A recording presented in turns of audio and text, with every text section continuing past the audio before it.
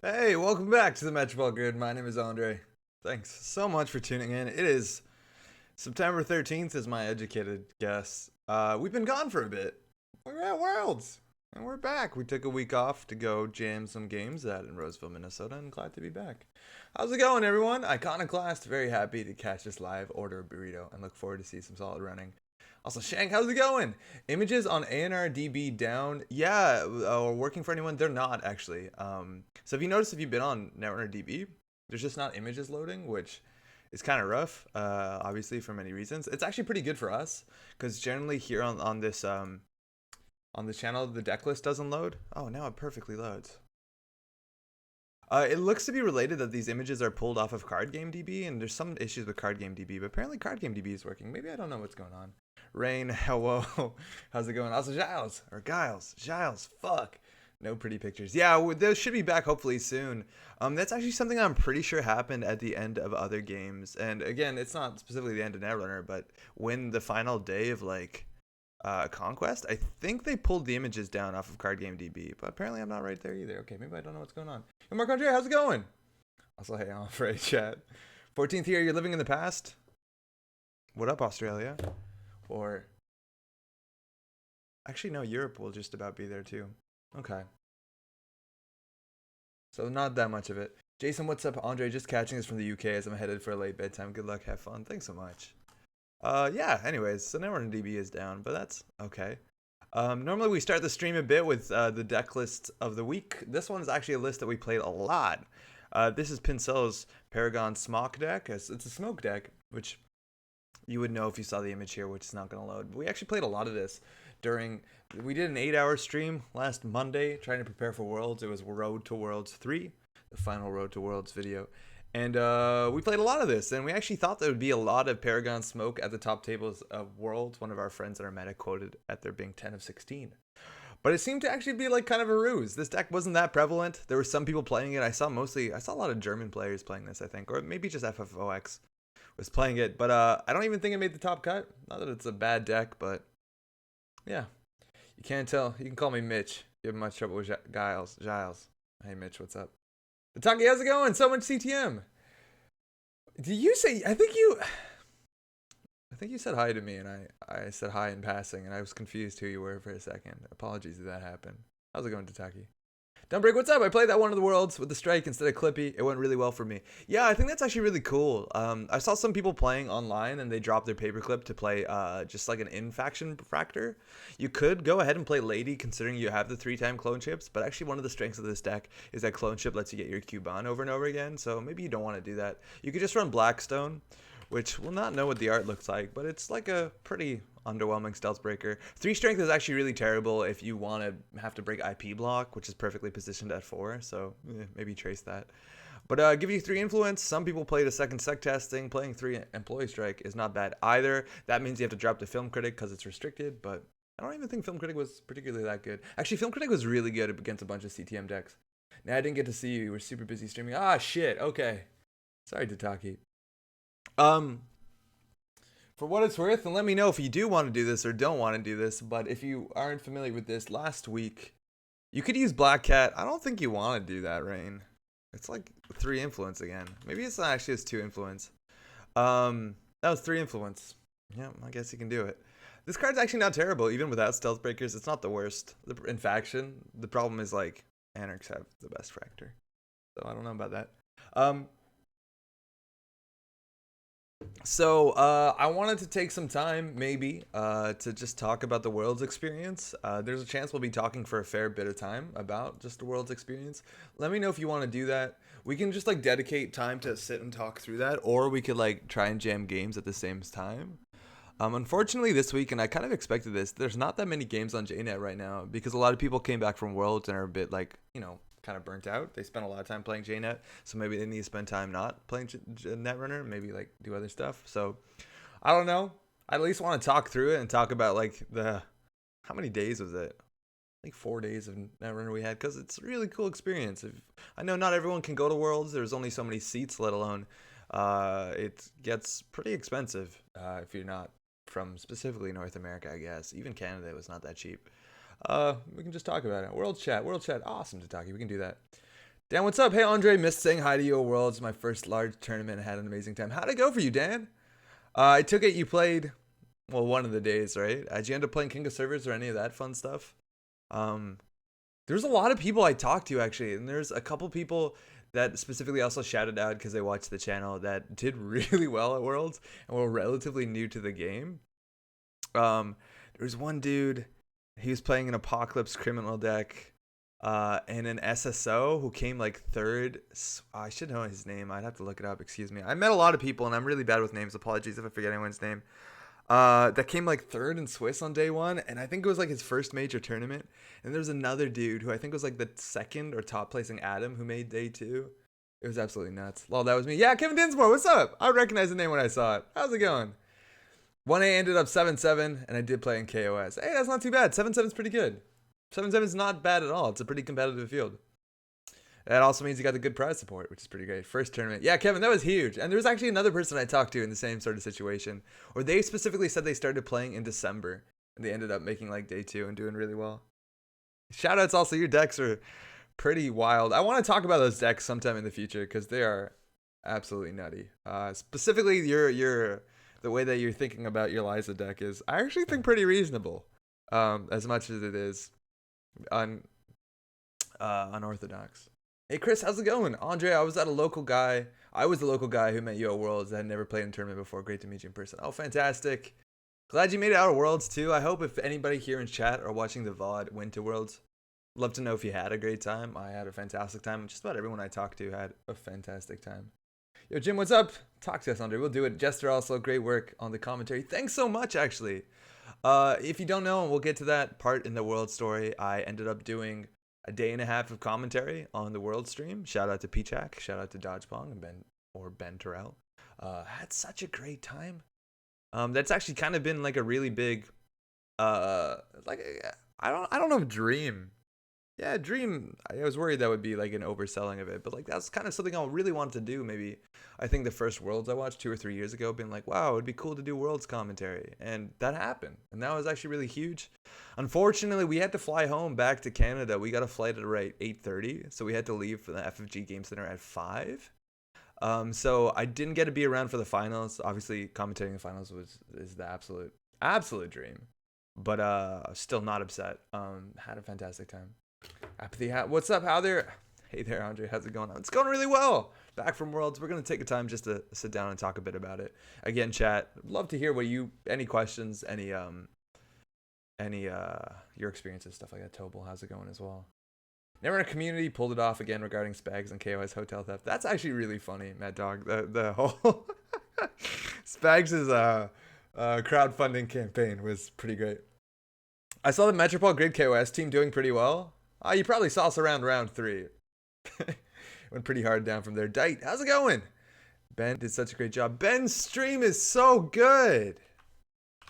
Holy shit. Ben's stream. My God, Ben's stream. And like specifically the World streams for the last couple of years. Oh, thanks, Ben. Haven't been... They're like, their quality is good and all, but like and maybe this doesn't mean that much because I did some commentary. Their commentary is a bit poop because the people doing it, they like had specifically last year they had a policy where they could only have people that worked at FFG, and not all the FFG employees, like it's you're just hoping that an FFG employee is really good at the game, let alone really good at commentary. And like spoilers, we're gonna be talking about the whole experience, so we're gonna be talking about what happened. That means we're gonna be talking about who wins Worlds and some of the other matches before that, because it's the stream not only like fuck, we were talking about the production quality here, right? Production quality is nuts good. Shout out also to Eric Keelback. I met Eric's a really cool dude.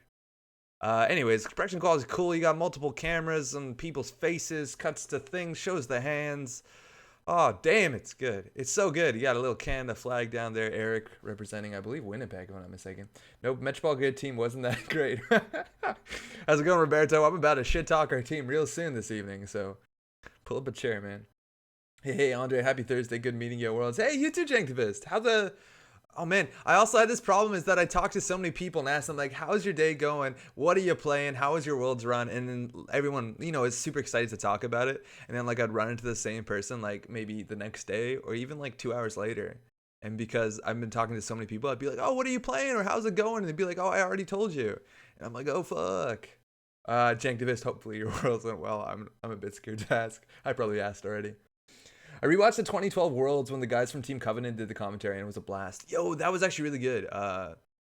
Stephen Woolley did really, really, really, really good commentary back then. They kept talking about bits of data forts and developing agendas. Wow. Got down to 2 for 1 in the last round, and John D from Atlanta took it. Yeah, John Delisandri, right? Very strong player. And that's a lot of people's experiences. Like, a lot of people ended up in the tournament going, what's the math go? 8-6? Just because, we'll talk about the whole tournament structure. Look, I gotta focus talk at the beginning, and we'll start from the beginning. Dumb Brick, did you play the main event? Totally did, yeah. Yeah, those custom intros were so great. Actually, yeah, we gotta talk about that too. The hotel tried to shift the blame and wash their hands. Oh, really? Our team played against your KOS. Was a dice roll to see whether I played you at the top seed. Fun game. Yo, what's up? Calls the Natus. What team were you on? Which team were you? I think I remember all the teams we played. You found the money the next day. Yeah, it's really funny. The YouTube algorithm recently suggested the 2012 Worlds and it was fucking wild to watch. It's cool. The old Worlds games are actually really interesting. Like, I think there's one Worlds match where it's like a very minimal setup on Team Covenant, where it's like, you know, Wayland and Core Criminal. That game is just like super wild to watch. But there's some really good Worlds. Charlotte claims John D. He's there, dang it. Island for Days, what's up? If the MWL came out after Worlds, I wonder if Bankers Group and Turning Wheel would be on it. I really doubt it. Turning Wheel is a pretty honest card. I like it a lot. Bankers Group, it's already like, what, 3 influence? So I doubt it. Happy Thursday, Nail. How's it going? All right, let's talk a bit about Worlds. We're going to do things in order and talk about the experience. Hopefully you're into this. If you wanted to watch some Netrunner gameplay, you were the Irish team. Oh, shit. Okay. Oh, which play? So I played on the Irish team. I played against Elwin. So were you on the right of Elwin? Were you playing the, like, Archer deck? Because then there's also Mark. Maybe you're the Butterman. Perhaps this is the Butterman. Turning Wheel only seems overpowered because there aren't a lot of great multi-axis options these days. It's a cool card. It's like, if you don't have multi-axis in your deck, having a card that allows you to close the game if the corp doesn't do anything is actually really powerful. Oh, you're on MTI Archer. Oh, sweet. Okay, so you're on the other side. Bankers is 2 influence. That can't be right. Is that right? Also, what's up, Game Vision? Yeah, I heard. I also played against you on the top tables at some point, and you, people were telling me that your decks are real spicy and really fun. I am kind of upset I didn't play against it, but yeah, I saw Archer Reses in Paulina, and it's like, oh, I don't want to play against that guy. That seems fucking terrifying. Someone managed to crash the Quinceanera, although it says out loud, seems a bit weird now. Is that a question, Dite? Because I don't think so. There's like a lot of kids. You know, it's like a 15-year-old party. I don't think anyone's going to go there. Charlotte, sorry. Oh, John from Charlotte. Really enjoyed the World stream. The graphics were great. Commentating was A+. Thanks, Snail. Thanks so much. Okay, yeah, here, let's talk at the beginning. Let's start at the beginning. Again, I'm going to keep reading chat and all that stuff, so we'll get there. Oh, it's a question. I doubt it. I think everyone just went to the hot tub, and then we got kicked out of that at midnight, which they didn't do the night before. They let us stay there for a while. Okay, so it's Worlds. Wow, yeah, right, where to start? It's Worlds. It was Worlds on, started on, technically on Thursday, or Friday, actually, last week. So if you don't know about Worlds, this was the magnum opus, right? This is the final FFG organized Worlds. Let's put my face down there. And you probably heard about this for a while. We're all talking about it while prepping for it on the channel. And the basic idea with Worlds is that there's 2 days. There's day 1A, day 1B. There's about 400 seats. I think there was 398 people playing the game. And if you made a certain prestige, you got to day 2. The people on day 2, they played 2 more Swiss rounds. Mind you, day 1A and day 1B played 7 rounds apiece. Those players went on to a top 16. So it's kind of nuts, right? So we ended up going from 200 people every day to about 30. And then from 66, I think it was 66 on day 2, we went down to 16 in 2 rounds. And how you made it to day 1 and day 2, I think we're getting a bit ahead of ourselves. But it came down to prestige points. We'll explain that in the near future for some reason if you don't understand. But anyways, it's a lot of people going down to not a lot of people. And still in these circumstances, you see the top players at the top, which is like a really cool thing. Again, we're going to be spoiling a bit of the outcome of the Worlds. In fact, entirely the outcome of the Worlds. So the fact that like we have, in the top 16 like a 2-time world champ. In the finals, we have a world champ. I think actually is a really exciting thing about the game. And you see in other card games, and I'm not here to like specifically shit talk other card games, but like even in a game where Netrunner, where variance is like very visibly a thing and does affect the outcomes of the games, you still see the top players coming out of the top, and that's so damn cool. Yeah, 14 game K1. So you get your like weird trick click trackers. I don't know what those things were. I never figured that stuff out. Anywho, I'm actually in the background. I'll probably, if I'm not showing something, I'll just open up a game here and we can watch it. Maybe it's weird to just, yeah, whatever, they're live. Okay, just the game started. Look, it's like we're playing. Anyways, so we fly down on the Wednesday evening. We go to the airport. We fly down there because on Thursday is something called King of Servers. And if you don't know King of Servers, it's a fan-run tournament. I think originally it was run by A&R PC. I don't think A&R PC exists anymore, but largely it's a dude named Spags. I wonder if I Google Spags. No, it didn't work, did it? You'll see Spags on stream at some point, but Spags is a dude from Wisconsin, I'm pretty sure, who's been running this tournament for a while, and it is a team tournament. So the idea is you sign up as a group of 4, or you can sign up as freelancers, and you play against other teams of 4. This was the first tournament. It was not an official tournament. They've been doing this every year, and this year they actually got the ability to run it in the FFG Game Center. So they rented out the Game Center. They were there a day early, and it's nice and it's fun. Specifically, if you want to watch a Netrunner stream and you want to see like a lot of variance at the top table, which honestly did happen a fair bit. Specifically, day 1B was pretty wacky at the top table. Check it out. It's all streamed. You got commentary from Cortez and Hollis, so it's good stuff. And you'll see a lot of different people playing. But the basic idea about this tournament is you play 4 teams versus a team of 4 players against a team of 4 players, and you can't play the same faction. So for the corp side, you're going to see all 4 of the factions. There has to be 1 player of each faction. And for the runner side, you're going to, I don't think you have to see the 3 main factions, but you have to see 3 different factions. The mini factions are all their separate faction. And then 1 player is allowed, if they want, to play a duplicate faction as long as they play a different ID, which is cool. It just makes sure that if you don't own data in Destiny, you can still compete in this event, whatever. I assume a lot of people play double Anarch. They played usually Max and Val. Even some people might have done double Shaper. Maybe they're playing like Haley and Smoke. Our team, it was the Metropole Grid team. This has happened every year that somebody who isn't me has made a Metropole Grid team. Like, these are always people from my area.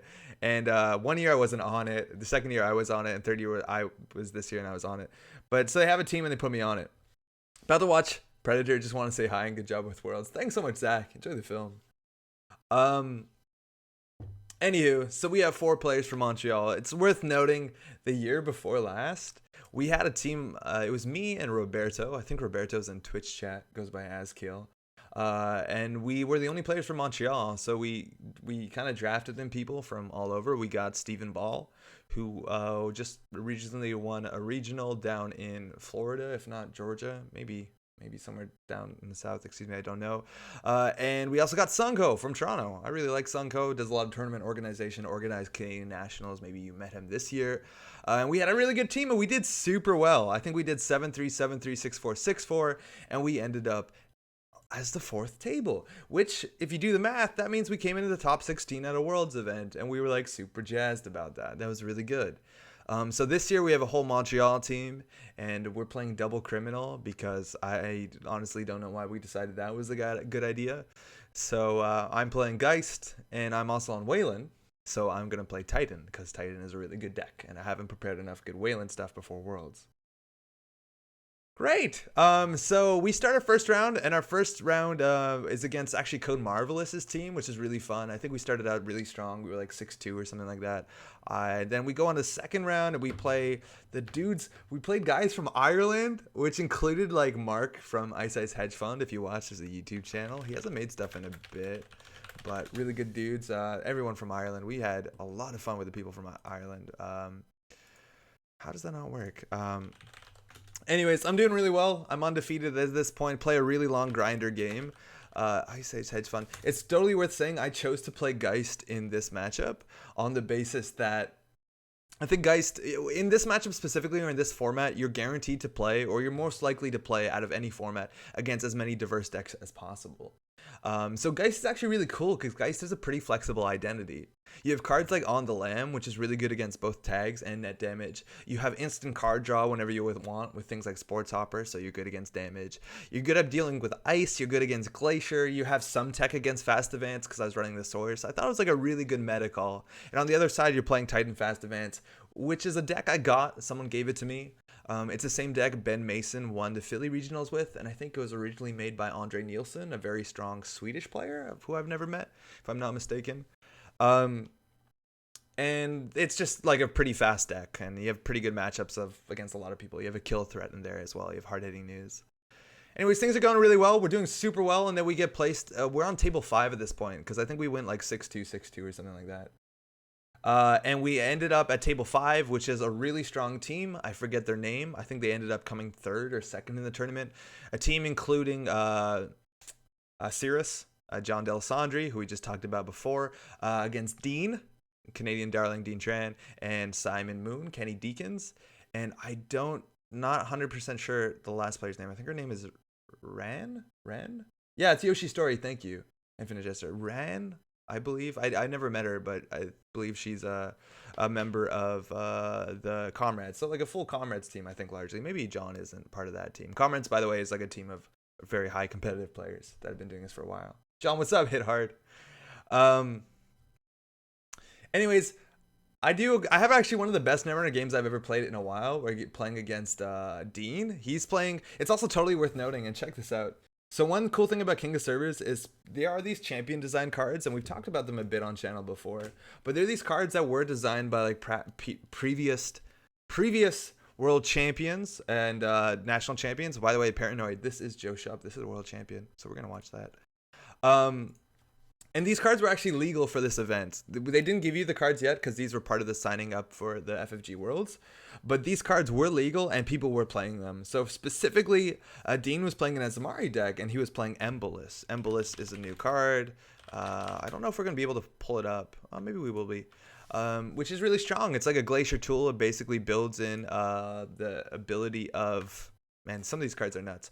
The ability of, maybe this is too low res to read, but it builds in basically the ability of replicating perfection. And I'm playing Geist against this deck. He gets like a brutal opening involving scarcity of resources, involving like Rashida into NGO front, and he scores an early Nisei Mark II. Seems really bad. The Embolos is ticking, but I managed to get a Paul up down. The game goes on for so long. I think I levied twice, and we managed to get the win, and then my Titan loses to his Val, and that's fine. We split. And then looking down the table, we did terribly. I think we did 2 and 6 as opposed from always going 6-2, 6-2, 6-2. Played them first round and picked up my bounty win against Kenny. Hey, not too bad. After this round, we dropped really heavily down to lower tables, and we ended up playing against a team of, I think they're all free agents. Specifically, I ended up playing against a dude I met for the first time, Eric. And Eric is actually a Canadian from Winnipeg. And there was something at the beginning of the round, at the beginning of the tournament. So Spags, the organizer, calls out that there's certain players he wants to give thanks to that were playtesters. And he specifically says, if you beat any of the playtesters, for every win, you get to do a spin on the prize wheel. And Kenny Deacons was one of the playtesters. Eric is one of the other playtesters. And I don't know who the third playtester they called out was. But I didn't know this when I was playing against Eric. He's playing Blue Sun. I think turn 1, he building blocks a Chiashi. I am Geist, so it's going to take me a while before I be able to break an 8 strength ice in the game. It's actually pretty difficult. So I'm just sitting up. I get my money up. I'm pretty sure he's on Punitive or something. I haven't seen a lot of influence. And it turns out what I find out after the game is that his deck entirely uses... This is Border Control, by the way, which is a new Wayland Ice that might be, like, busted. Like, people are pretty scared about this card, and rightfully so. It's like a pretty okay ice on its own. It's not amazing. But it gets this trash ability that you can end the run using ability during a run on the server. And it's important to know that this trash ability you can use not only when you're encountering the ice, but at any point in time on the remote. So what this Blue Sun deck would do would build like a stupid remote with 6 or 7 pieces of ice. And once you broke through all of it to steal the agenda, he would end the run. So which means you have to run through the server twice, which is, again, like some of the best ice in the game. Or at least the most expensive ice in the game. Luckily, he couldn't get any of that down, and I Maker's dies twice, 2 turns in a row after he shovels, and I managed to pull out 7 points. Don't get punitive. I have more money than him at that point. And I win, and Eric's like, oh, actually, I'm a bounty, so you get a prize wheel spin. I'm like, I did not know that. And we ended up playing the second game, and I Titan fast advance him out. And I won both games against him. He was a super nice dude, and I ended up getting to spin the prize wheel twice, which was a cool surprise. And I ended up getting like a bunch of like alt arts, like older alt arts, like the Kentucky PE, kind of hard to find, and like some pawn shops. I got a second fem, which is nice to get, but like really cool. They're just giving out prize support, but shout out to them. The rest of the team does okay. That is round 1, 2, 3, 4, and in our 5th round, oh boy, I don't actually think we did well that round, but 5th round we're about the same point, and we get to play against the Versace Brick Syndicate, something like that, which is a team that's been winning just about every year, and it comprises of Dan Dargenio, Joe Shupp, who won Worlds this year, and then I think maybe Jesse Vandover. I don't actually know who else is on that team. I don't know their names. Unfortunately, I didn't introduce myself to everyone. Eric Kaoli isn't on that team, I don't think. Anyway, so I end up matching up against a guy who I just met for the first time. His name is Joe Shupp, a very nice dude. And we actually have like a pretty weird game where he's playing Controlling the Message and I'm playing Geist. And he ends up like hedge fund into hard hitting using me. And I rely on assets. I think I had 2 Underworld contacts clicking all game. So the game becomes like, I had to clear all the tags. And then the game turns into like trashing his assets and then removing the tag every turn, which I can kind of keep up with because I'm making Underworld contacts money. But it just grinds on for so long, and we're basically playing Don't Hit the MVT, and eventually I lose. The next game is a Titan game, and I'm down, like, I think all the Atlases are out of the game, and he like does a turning wheel dig. We have like 2 minutes left in the game because our CTM match went on 40 minutes, and so he starts turning wheel to see 9 cards, and I was like, fuck it, I'm gonna just put the cards face up on the table. And he accesses 9 cards when he's on like 4 agenda points and doesn't win. But I'm dealing the card face up on the table, like I get to see what's in R&D, which obviously, isn't great. And so he's like, okay, well, fuck, how did you not win that game? I'm like, oh, it's fine, I concede.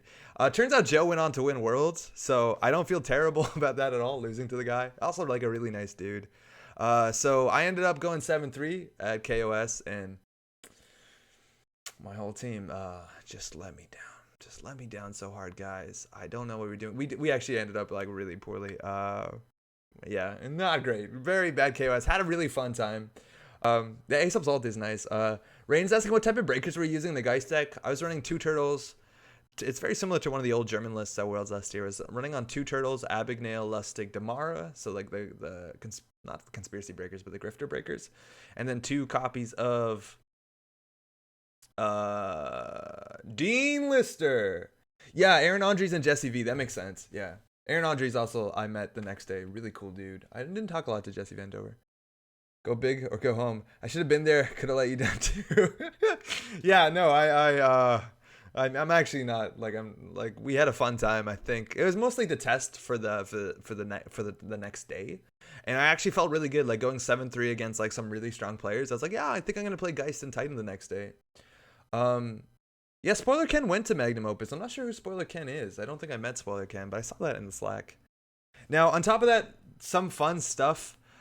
Specifically, like, that's the coolest thing about King of Servers is you do have a lot of players at the top tables that are like really competitive. Like there's teams with 2 world championships on it. There's like the UK team, which has like Chris Dyer and like Alex White and a bunch of other like the strongest UK players. And there's teams there are definitely there to win, but there's a lot more teams there, and there's teams there that are just there to have fun. It was like the coolest thing.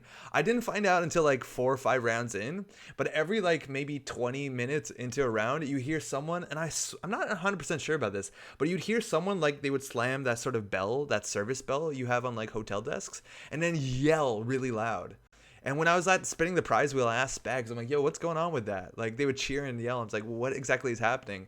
And it turns out there was one team, and I don't know their team name, but they were at the lower end of the tables, which shouldn't be surprising based off of what we're about to talk about this. The Bell team, yeah, right? Their rule was every person in their deck had to play 3 copies of Push Your Luck.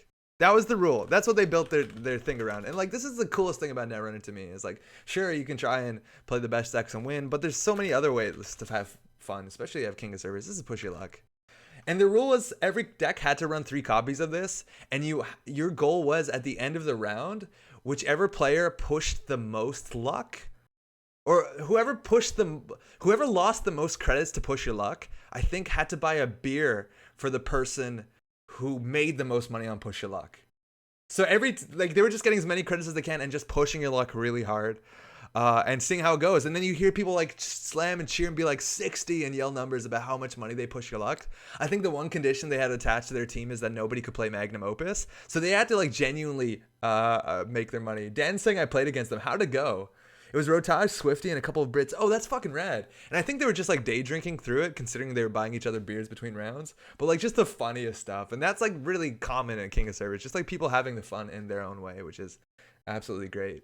Also a huge shout out. I met Talassen for the first time. And Talassen, if you're not familiar, was one of the main people behind the Maxis charity that they've been fundraising, and so they were selling at King of Servers the Maxi Sports Medal alt art, and they raised over $1,000, which is fucking killer. So good for them. Gotta work for your gambling. Also, your casting was on point. Oh, thanks, John. We're gonna get to that at some point. The guy was playing against Bind all three of the push deluxe because he was playing Max. Oh, that seems like you can't win that bet anymore. That's awesome. Love the world talk. Gotta go. Forgot to talk about all the support from FG. Yeah, there's a lot of stuff to talk about for sure. We got a stack of cards. Oh, Talassen was lovely. The car sounds were great. Talassen, like the nicest dude. Dang, that guy was like just pleasant. What a nice guy. Push your luck. I think they were they called Team Push Your Luck? I looked it up and I couldn't find it. I thought they might have been Mushin contract, but maybe that's wrong either. Man, it was really funny. It was like really good. I've always liked the Swindler Suite. Yeah, I think that's actually pretty good. That's a pretty good name. That's KOS. Really funny thing about King of Servers 2 on top of it, which is I don't think I'm gonna pull the link up for this, but King of Servers is a cash entry. It's $15 to get in, and like there's prize support. Specifically, when you got in, you got 2 of the ANRPC type dice, which are really nice dice. You got this double-sided like embossed alt art. One side you got your boy 419, the other side you have Liza Talking Thunder. Really cool. Shout outs to Owen Sinodov who made this, and like TN Inc. is the company that seems to be attached to this. But like, it's actually really nice. I really dig that 419 too. So they raised like a shit ton of money. They raised like $3,000, which, you know, you have to pay off the space. And then I don't know where the rest of the money goes to, actually. Obviously, there's a lot of organization fees to it. And then, like, the day we get back from Worlds, Spags puts up... Sorry, Spags, to call you out on this, but it's like a pretty funny story. Spags puts up a note being like, hey, just want to say that I had all my cash in an envelope in my hotel room. And the door was open. They didn't close the door or something. And I suppose maybe at night they were out walking between hotel rooms or drinking or whatever. You know, like it's the end of the world. People are having fun. And he came back and the money was gone. Like someone jacked the money. And his other stuff was there. Like his laptop and everything was there. But it looks like it was somebody knew it. And they came in and they took like $3,000 of American cash, which is terrible. And then Spags, I don't even think Spags made it. I think someone else made it and put up like a GoFundMe to get that money back, just so Spags could, you know, get that and pay everybody that they needed to pay for. And then that made it like $3,000 in like 8 hours. Like people just pushed in money so eagerly. Obviously, Spags does a lot of work for the community. And then, like 2 days ago, Spags had to make a Facebook quote being like, a post being like, regrettably, I just want to apologize for everything. You've been all so nice about like giving money and all that. But he was looking through his car and found the money. Apparently he put it in his car overnight at some point and forgot about that he put it there. So he thought it was gone. So he just found all the cash. And then like, it's unfortunate that this happened. I'm glad it ended like this. But then Spags says, firstly, like, shout out to Spags to publicly, like, go in a public space, obviously, and be like, sorry, I'm an idiot, my bad. And then he went, obviously, and refunded everyone. So everyone got their money back, which is fantastic. But just, like, a testament to the community that everyone will pitch in money that quickly. And then huge shout out to Spags. You know, he could have walked away with a lot of money, obviously. But good for him for giving the money back. Oh, Aaron Andres did the GoFundMe. I think that sounds about right. Yeah. Yeah, it's hilarious, but like Spags has to put a post being like, a community for giving me $3,000. Just want to say I fucked up, found the money, sorry, and it has to give all the money back, which I actually think is pretty funny. But a huge shout out to Spags. Also, Spags made top 16, got some really good games on stream. So that was King of Servers. That was day 1 technically, or day -1, day 0, because FFG counts their days in a certain way. Hey, Andre, I went to my first KOS in Worlds, an absolute blast. Thanks for the chat on Friday. I was wearing the Orioles gear, and then all the other streamers, you all rock. Hey, thanks so much, Michael. I'm glad you had a good time. Spags is wonderful. He and the crew come down to Chicago for bigger events. They're wonderful. Yeah, and they've organized a lot of stuff over the years. Like, this is my second King of Servers. Spags is always there, always on the mic, always having fun. So, hey, good for him. So that was Thursday, and FFG did get their shit together in a meaningful way and said that you have to submit your deck lists by Thursday night, which is a really good deal. You have to submit it with a PDF, and we had like 2 laptops in our hotel room. Shout out, by the way, we had 6 players coming down from Montreal. So that was myself, Patrick Sklar, who you might know from this channel, usually here once a month at least. And then Roberto, who's in chat, and then Eric, who's in chat often. Shout outs to Eric, Julien. And lastly, we have Vincent, Vic, who wasn't staying with us because he secured his spot at Worlds and his ticket later. So he's staying at an Airbnb down the street. So there's 5 of us in a hotel room. That was 5 people, right? And we're all trying to figure out submitting our deck list on 2 computers of what we need to play. And at this point, hashtag Team Patrick. Oh, you're going to like this story, Date.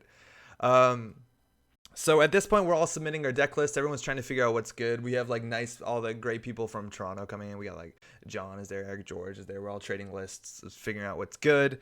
And I think like, wow, that Titan deck was pretty good. It drew poorly some of the games and lost. I guess it technically lost 2 games, but Geist only lost 1 game. And I think I played it. I could have played it better. So I'm going to play Geist. And in retrospect, we'll get to that point in a second. I think Geist probably wasn't a good choice unless I changed the Geist list. But specifically, Geist was good that day because it was against a very diverse meta. Like I was playing against an Acme deck, which we're pretty favored against. Like there was some good matchups. So I lock in. But first, I realized I played an illegal deck at KOS. This deck list I got was actually from Andre Nielsen's one of his decks, and Ben Mason again played this and won the Philly regional with it. And so I got the list and I sleeved it up, and I was pretty sure my last game against Joe Shop, I counted my cards. I'm like, this felt like, you know, when you pile shuffle it, and I think like I ended with 2 cards extra. I'm like, this is weird. So I'm trying to figure out what happened. Did I lose agenda? So I'm counting my deck after. I'm like, wait, I have 52 cards. And I'm trying to figure out what it was because I built the deck list by just like someone gave me a list and I built it. And what happened, and we're trying to go through every single card because one of my friends there who also played, I think the Julien ended up playing the same deck at Worlds as well, wanted to rebuild the same deck. And so we're going through the list and we're like, okay, we have this, but it's like it's 52 cards. What did I do? And it turns out of habit, whenever I was building a deck, I just put 3 copies of Hedge Fund in it. And this deck doesn't have 3 copies of Hedge Fund in it. And those are my 3 extra cards. And I'll be honest, I did pretty well at KOS. As a team, we didn't do like particularly well. So it's not like we came in first and we had an illegal deck. I think actually I made the deck worse.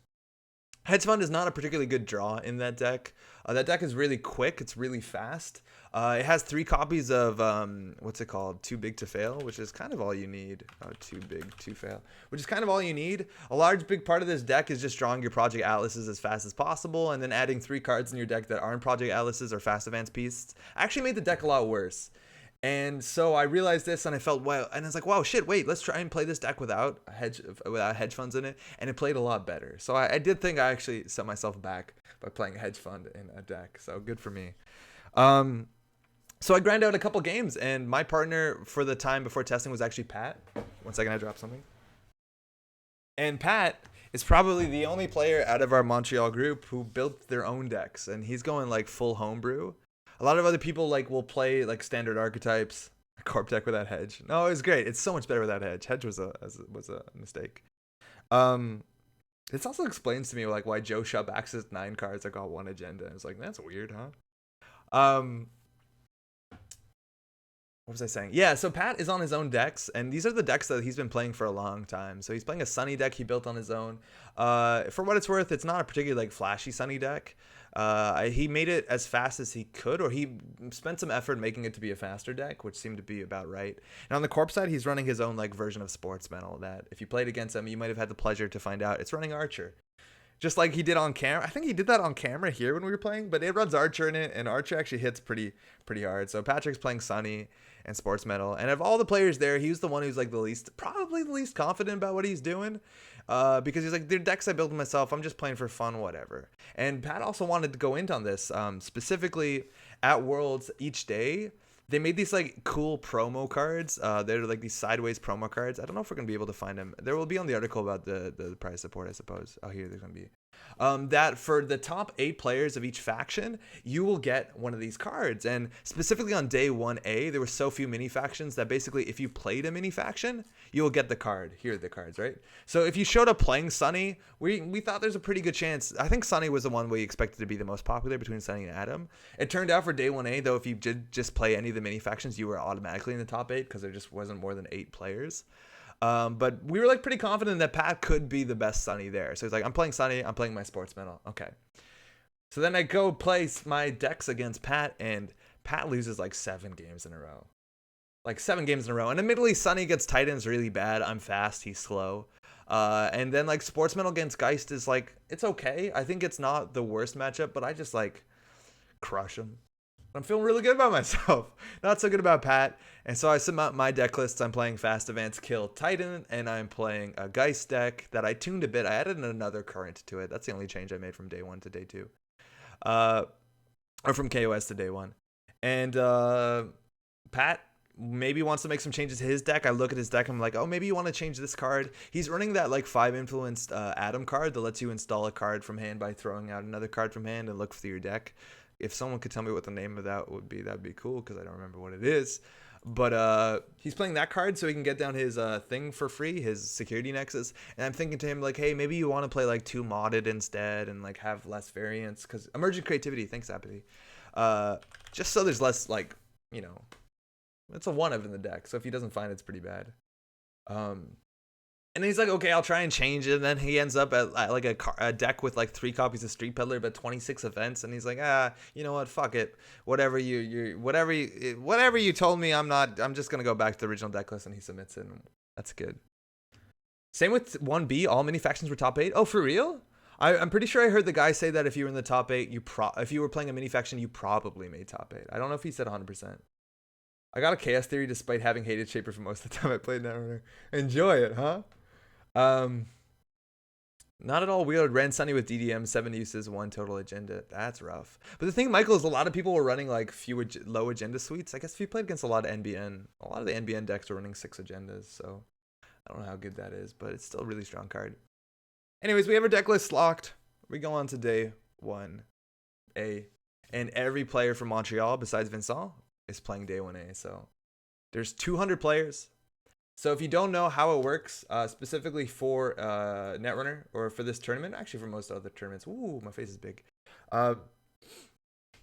You play 2 matches. You have 65 minutes to play a runner and corp. You can randomize who goes first for that matchup.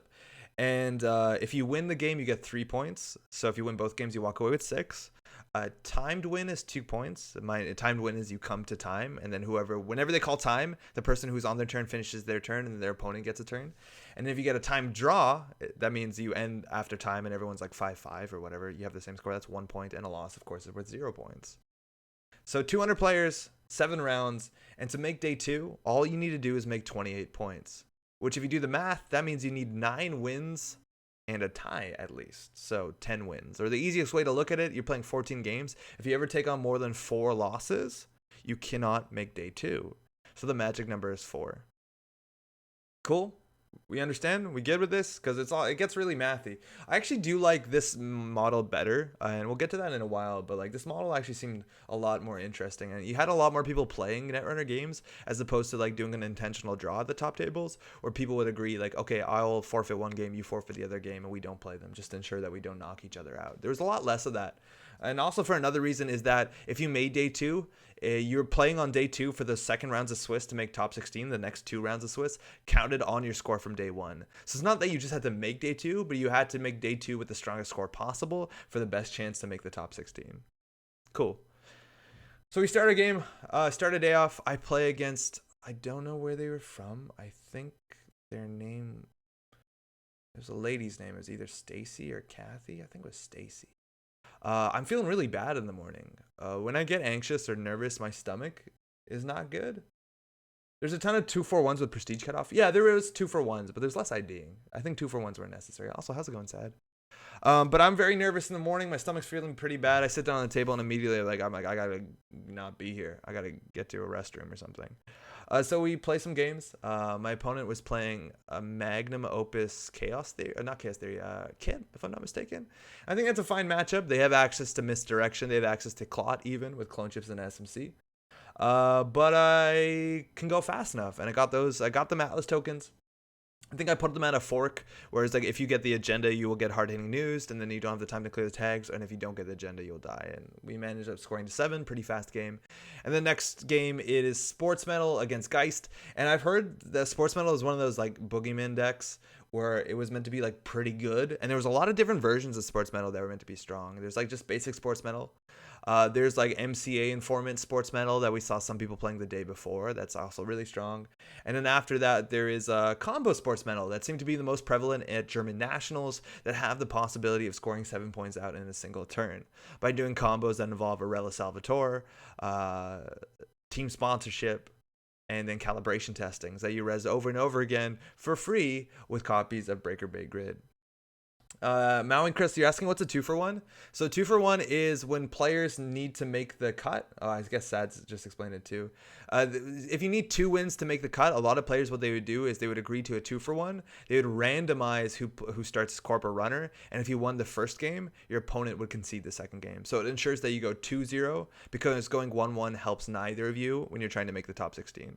Because largely in the second day, if you didn't go 2-0 and then your next game 2-0, you had no chance of making top 16. So a lot of players would be like, okay, well 2-for-1, and then next game I'll 2-for-1. Yeah, because everyone needs to sweep to make the top 16. Because the cut from 66 to 16 is brutal. It's literally brutal. At this point, by the way, if you haven't seen it, Dodge has been streaming this whole event, and it's worth taking some time to talk about Ben. FFG decided that they won't be streaming the event, which is obviously upsetting. In some ways it's exciting because I think Ben did a much better job than FFG ever could, but like also kind of makes sense because this game is over for them. I don't think they want to, like, streaming is expensive, and shout out to all those who donated money to let this happen. A lot of people are going to watch this. These are going to be around forever. They're going to be on YouTube too because obviously Ben recorded all of it. The money went well, and you can see where all this like equipment goes, where all the work goes, and Ben is spending weeks, he's spending days and days and hours making sure everything is good, getting the system, getting all the equipment there, a lot of time and money, a lot of person power. Like, he's sitting there the whole time, mind you, in all these days for 8 hours a day switching the cameras, and like that alone is a lot of work, let alone of course everything else he did. You were all awesome streaming the event. Ben Hall's particular all-stars. Yeah, right. King of Servers is streamed, by the way, and you want to watch it. It has the most variety in decks because everybody has to play a different faction, so check this out. First thing that's kind of cool, and I'm actually really proud of this because it turned out well, there was an intro, like an opening for this thing that Ben actually asked me to make, and you might have seen this. I'm going to play it. There's a chance it's too loud, but we'll check this out. So Ben wanted an intro for the stream. He quoted things like, if you've seen Magic Tour, they have intros like that. So he's like, hey, can you help me out with this? And we built this thing, and I think it turned out really well. Oh, my face is in the way. So we made this nice animated intro. I was like, huge shout out to Kat Shen. Kat Shen is an artist, made a lot of alt-art cards you might have seen before. She made the, what's it called version? There's an Amakua that's really good. I think this year she made the alt-arts for 2 of the champ cards. I have labor rights. Thanks, Mike Sheehan, for getting me these. These are his champ card. They're really cool. And on top of that, she also made Chris Dyer's Border Patrol, which I didn't get a copy of. But yeah, so she cut out some of the layers. You can see a bunch of the work that she did here. A lot of that, like, we took official art and we cut out the layers. And I'm actually pretty bad at that, specifically when it comes to taking backgrounds. So like Fenris is on top of this, and you can see a bit of a border of Fenris, which is fine. But the idea is like cut it into layers and then fill in the background. Not good at that. So she managed to do all that, which is great. Got all the nice layers, and I put it together and animated it. The Magnum Opus part, this one actually was kind of harder to make because the Magnum Opus, we don't have a high-res image of it. So it's not like Lister DDoS. So this one I actually had to make by hand. And the original Magnum Opus video is actually a bunch longer than you'll see. This one's actually like, it's going to chug right now because it's a huge file size because I didn't reduce it. I'm just going to hide my face, I guess. There's some actually really funny things going on here. If you see the details, I want to plug this because no one else maybe knows about this. This document here, if you read the real close, is like the Magnum Opus introduction document. These arts here I found, this is the original hand drawing for Desperado. And down here is the original hand drawing from, I Account Siphon. It's actually the same people, the same group that made the magnum opus. This down here is an espresso machine. Might be a bit obvious. And I think here we have a bit of an Akamatsu mem chip, the original pencil drawing. And I think this is like if I'm not mistaken, the warning document that comes along with a trampoline. But I had a lot of fun building this. This one actually was entirely built by hand. And we came up with a cool thing together. So shout out to Kat. Thanks so much for the help. I think the intro turned out great. And I was really giddy whenever we played on stream. Hopefully you like that. Intro transitions were so good, yeah. Hey, Fleece, how's it going? Great job commentating Worlds. Love Matchball Grid. Hope you keep streaming. Definitely will. Thank you. That's actually something that came up a lot. People would come up at Worlds and be like, hey, what are you doing for the channel? Yeah, we're still going to stream. We're definitely going to stream. We might actually look into doing more organized play stuff, like running tournaments and stuff like that. Because admittedly, maybe fewer people will be on JNet at some point in time. This week might be the worst example, specifically because it's post-Worlds. So a lot of people might be Netrunned out. But anyways, we'll be here. Anywho. Ben's streaming this event. You can check it out. This is day 1A. I don't appear on stream in any extent. I neither make it to top tables nor commentate that day. We'll get to day 1B. First round, go 2-0. Second round, 2-0 as well. Third round, I play against Ben Mason, who's a name you might be familiar with because Ben Mason is the person who built the deck, or at least played the deck in Philly Regional that I'm playing at the tournament. And he's playing the same deck. So we're playing the same Titan deck. No hedge funds in it, either of us. And it was really fun. I actually, so he starts with his Titan and he ends up, I think maybe like 2 Atlases, which is really good in that matchup. I'm playing Geist. I have 1 copy of the source, but I don't have a lot of multi-access. I do have some ways to deal with hard-hitting news. I do have On the Lam, which is really good. But he actually gets to 6 points. He scores his 6th point. And I'm on 4 points. And I put my hands down on the table and say, okay, well, that's it. I concede. I conceded.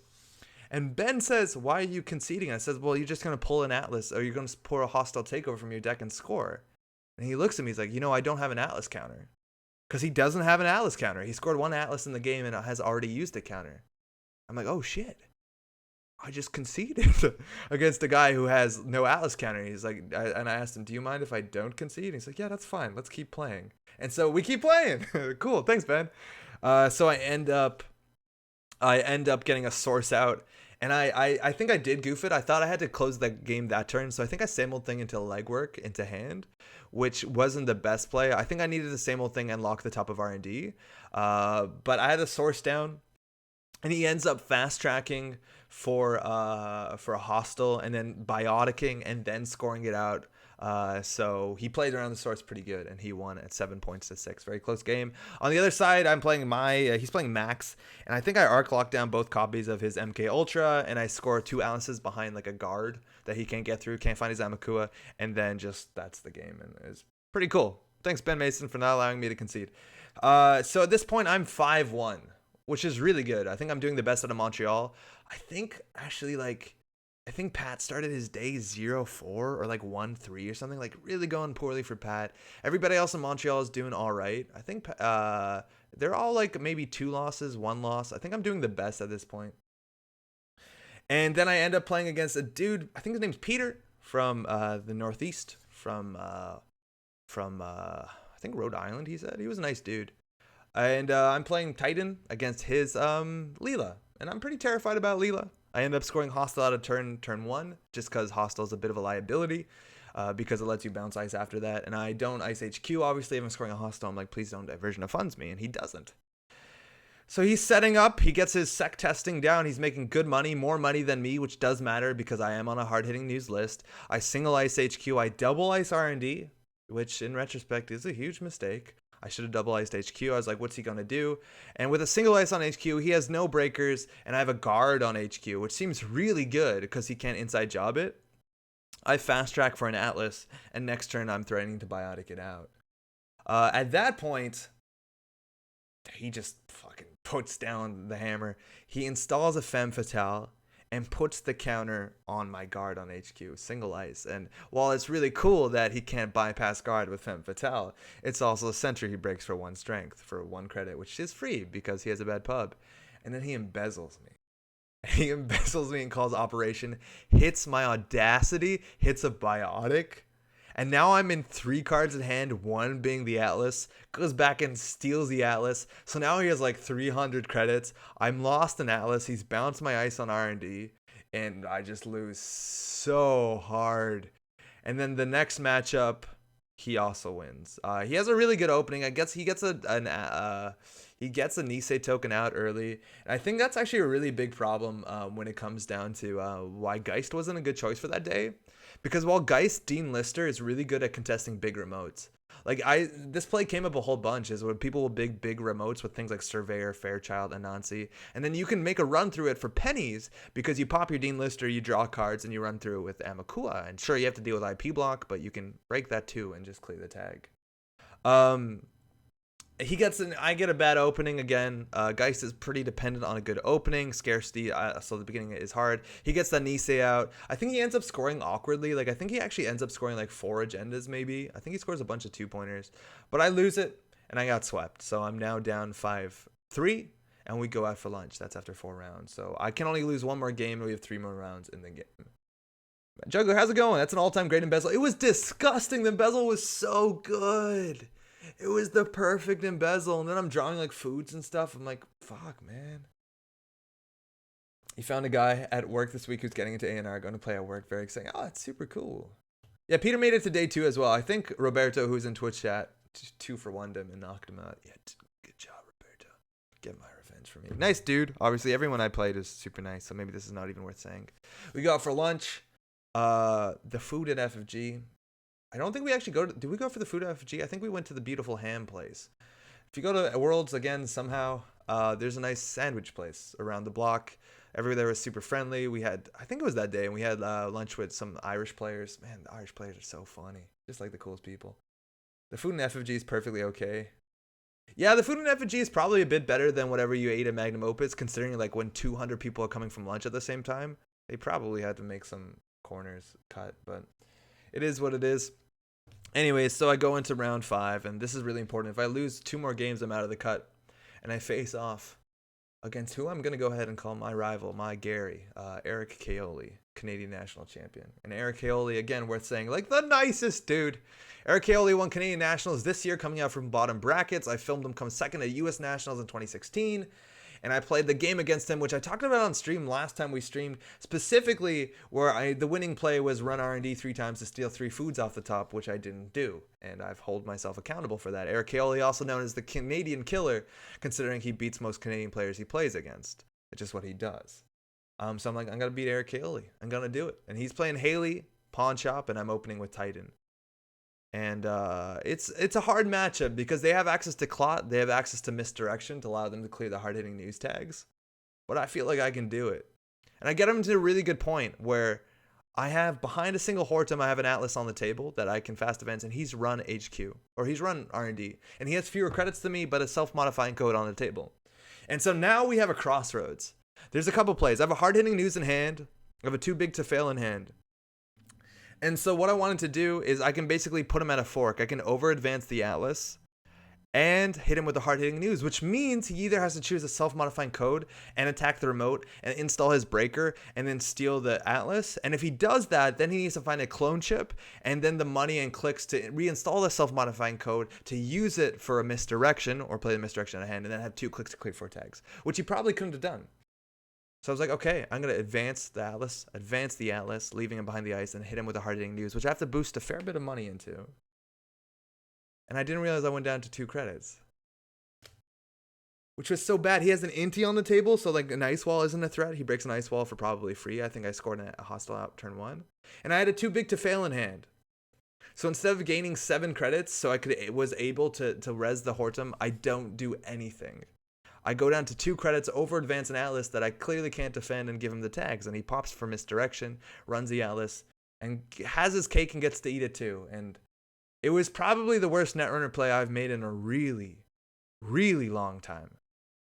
Just like I had the game in hand. I had it. I was like, just fucking play too big to fail. Advance it once. You don't even have to advance it. Fuck, you could have just scored the Atlas probably. And that probably would have been a fine turn. But instead, I go down to 2 credits. And he just gets everything. And then I know I had to make some ambitious plays to close the game out. So I think I fast track for another Atlas, jam into the remote after I play too big to fail. So I'm back up in credits. And he has no breaker. He has a misdirection. And he understands if he needs to get that Atlas, he needs to get lucky and he needs to get a lot of money. So I think he draws once or something like that. He runs. I res the Hortum. It ends the run. He can't get through it. He installs a clone chip. I think he installs a clone chip, runs the remote, and he just doesn't have enough credits because I think his decoder is actually really expensive. I think it's Angolo, so he has to spend like 5 and then like another 3 to break, so he can't get it. So he installs his clone chip, runs the remote, ends the run. He has 2 clicks left, so he draws. Top decks a stim hacks the remote. He has 2 Alices. That's game. That's it. It's not game, but it's literally game. So he has more money. He gets his pawn. Like, I'm tilted. I'm really tilted. I'm playing poorly, and then I play against his corp, and just bad. Just terrible. Just really bad. And that's it for me.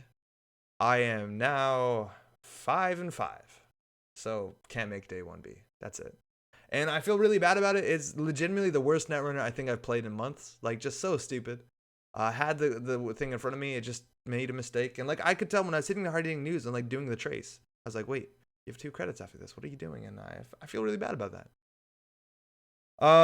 So I go on to my next games. From now on, games don't matter that much to me. I know some people, I told you not to pick me for Bet Runner, but there is a thing going on where the prize support actually it pays off at certain tier lists. So if you make 4 wins, you get these nice IDs. If you make a 16, which is like 5 wins in a bit, you get these tokens. And if you make 20 wins, which is about 7, you get these nice tokens as well.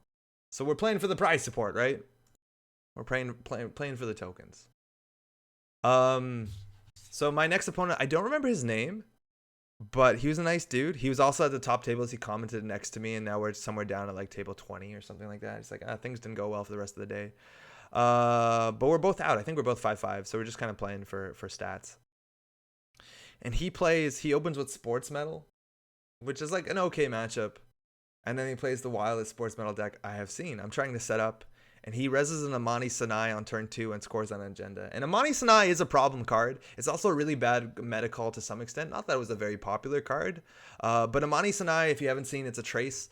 And if the trace is successful after you score, steal an agenda, you can bounce a card to hand, which means, for me, who is running a Geist list that runs the apartment, the off-campus apartment, it's fucking disastrous.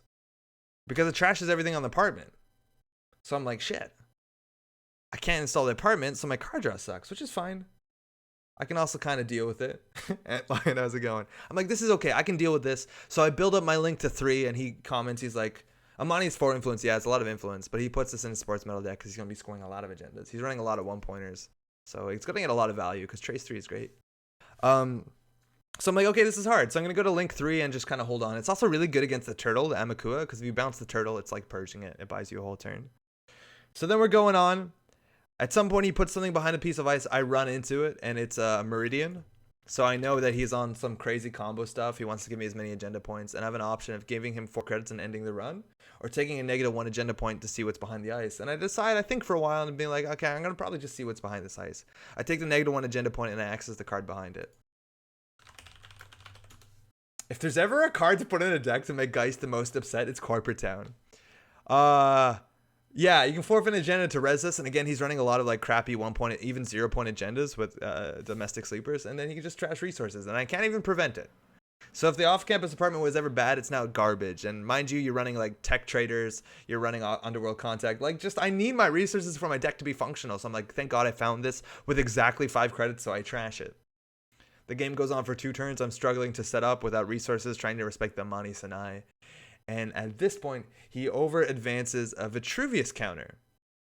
I'm like, okay, that's probably pretty bad because he can use that to get a biotic labor. And this might be my favorite play of the whole worlds, is that right before he starts his turn, he reses an advanced assembly lines that I didn't check behind some ice. Then he uses the Vitruvius counter to find the corporate town. He installs the corporate town with his assembly lines, and then reses at beginning of turn before his turn starts so that he can trash a resource. And at this point, it's iced behind a thing. I lost like an Underworld Contact or something really important. And now I'm playing the whole turn game with a single card installed, an Amani Sanai, and no resources. And I'm trying to win his Geist. I got to 3 points, I think. And he just absolutely just destroys me. Just like the worst possible matchup. On the other side, we're playing... it was so bad. I shouldn't have played Geist. On the other side, we were playing... he was playing Freedom Kamalo, who was also like a really bad matchup. against like a fast advance kill copy of Titan, specifically because there's a lot of very important zero cost operations that you need to succeed. Things like economic warfare, things like audacity, let alone your ice is pretty shit.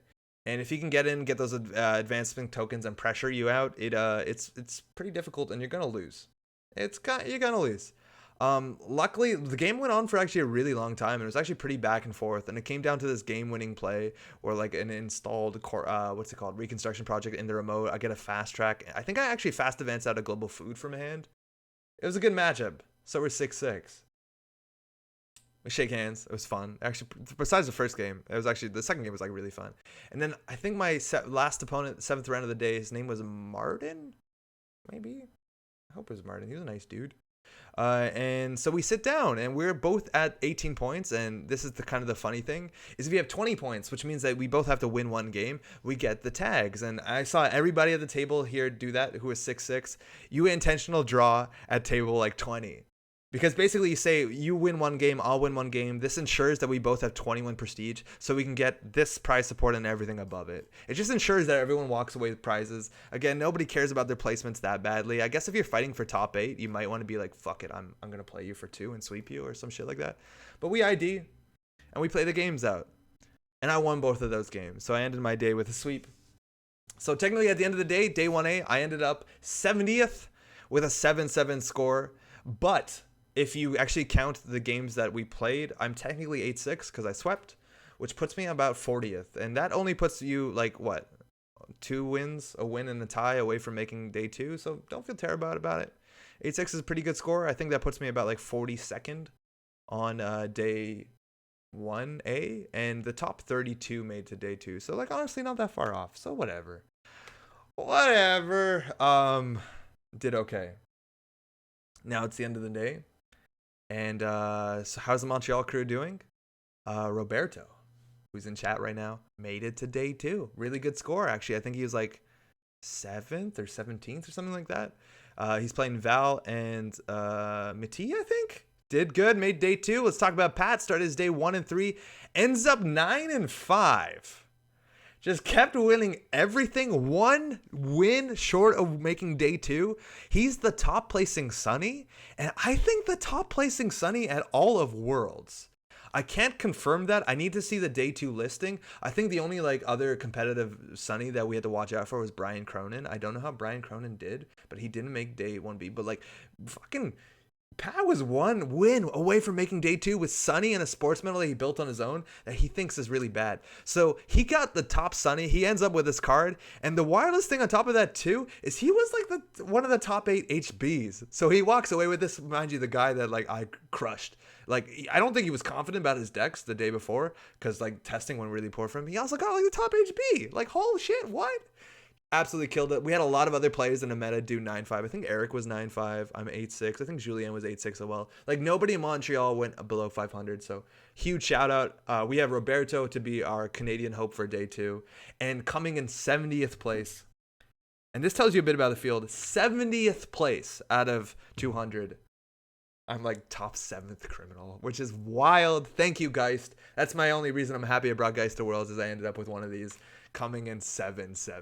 That's how many criminals there were at the top. I think like 2nd and 3rd place were both criminal. And then the 8th criminal was 77th.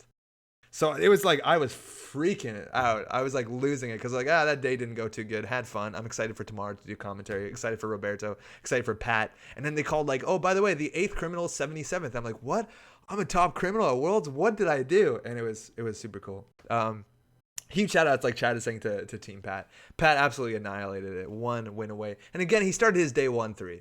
Fucking keep fighting, Pat. That's so good. Is there a way to check where we ended at the end of the tournament? It's hard, Kyle. I don't think anyone's like combined day 1 and day 2 together. It's probably possible. You might need to like do it yourself. I think actually on Always Be Running, the Spags had an initiative to try and put it together, but it's kind of hard. Those cards are awesome. I might proxy them in the future. They're really cool. And actually, let's talk a bit about the prize support in a second. Results. So prize support for Worlds was pretty good. Like I ended up with all this stuff. We'll go through it. We'll do like a haul video. That's not what I wanted to click on. That's what we wanted. So the basic prize package you got for Worlds was really cool. you not only got this NEPD thing, which I can't talk about at great length. It's, again, this camera's not gonna be the best to see this. You can find there's like some good scans online, but they have a 3 versus 1 event where the corp plays against 3 runners, and they give you the double-sided ID to play that. At Worlds, you were able to play against FFG staff, and if you won a nicer version of that card, it has like it's like thicker cardboard and actually has like an embossed like gold to it. I think this might be the best way of Kyle, which is hard to like marry all the stats together. I don't know how this works. Anyways, that's super cool. The Alt Art Worlds is actually 3 copies, much better than last year where they gave you 1 copy of Diversion of Funds, which is fucking terrible art. I really don't like the art on Diversion of Funds. Glad that we have something that looks a bit sharper. And then they gave you 3 copies of all the champ cards that weren't printed. So Mike Sheehan's Labor Rights, it's a recursion card for Anarch that seems a lot reasonable. You got Border Control, crowdfunding. Man, this card's great. This card might be an issue. This card's amazing. Embolus is pretty strong. They're all here. Slot Machine. I played against this on King of Servers. I don't think it's great. It's a really fun card. Timely public release, which is not fantastic, but so be it. Also, throughout the whole day, they gave you tickets to vote on a card. And this is the card. Let's see if we can actually find it. So there was an event going on that everybody playing on day 1A was called La Scorpions. Everyone on day 1B is 4K. And they were basically between every 2 rounds, you got tickets and you voted with those tickets.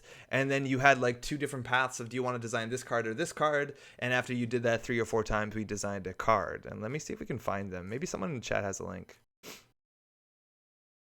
Oh, also huge shout out to this person. Maybe we'll find them. Maybe we won't find them. This is the ID, mind you, if you want to see it. It's up there on Netrunner. I think someone definitely shout out. Oh, here's the King of Servers GoFundMe, which they pulled down. There we go. Okay, this will be the best we got, I guess. So this is what we ended up with for day 1. This was the one we voted for. Yo, Sean, what up? It was an event. The first 2 options were, it was a terminal, which is wild. We haven't had a terminal card for the runner. And the first option was either play it as make a run on a remote. Oh, the first option was either make a run on a remote server, I think.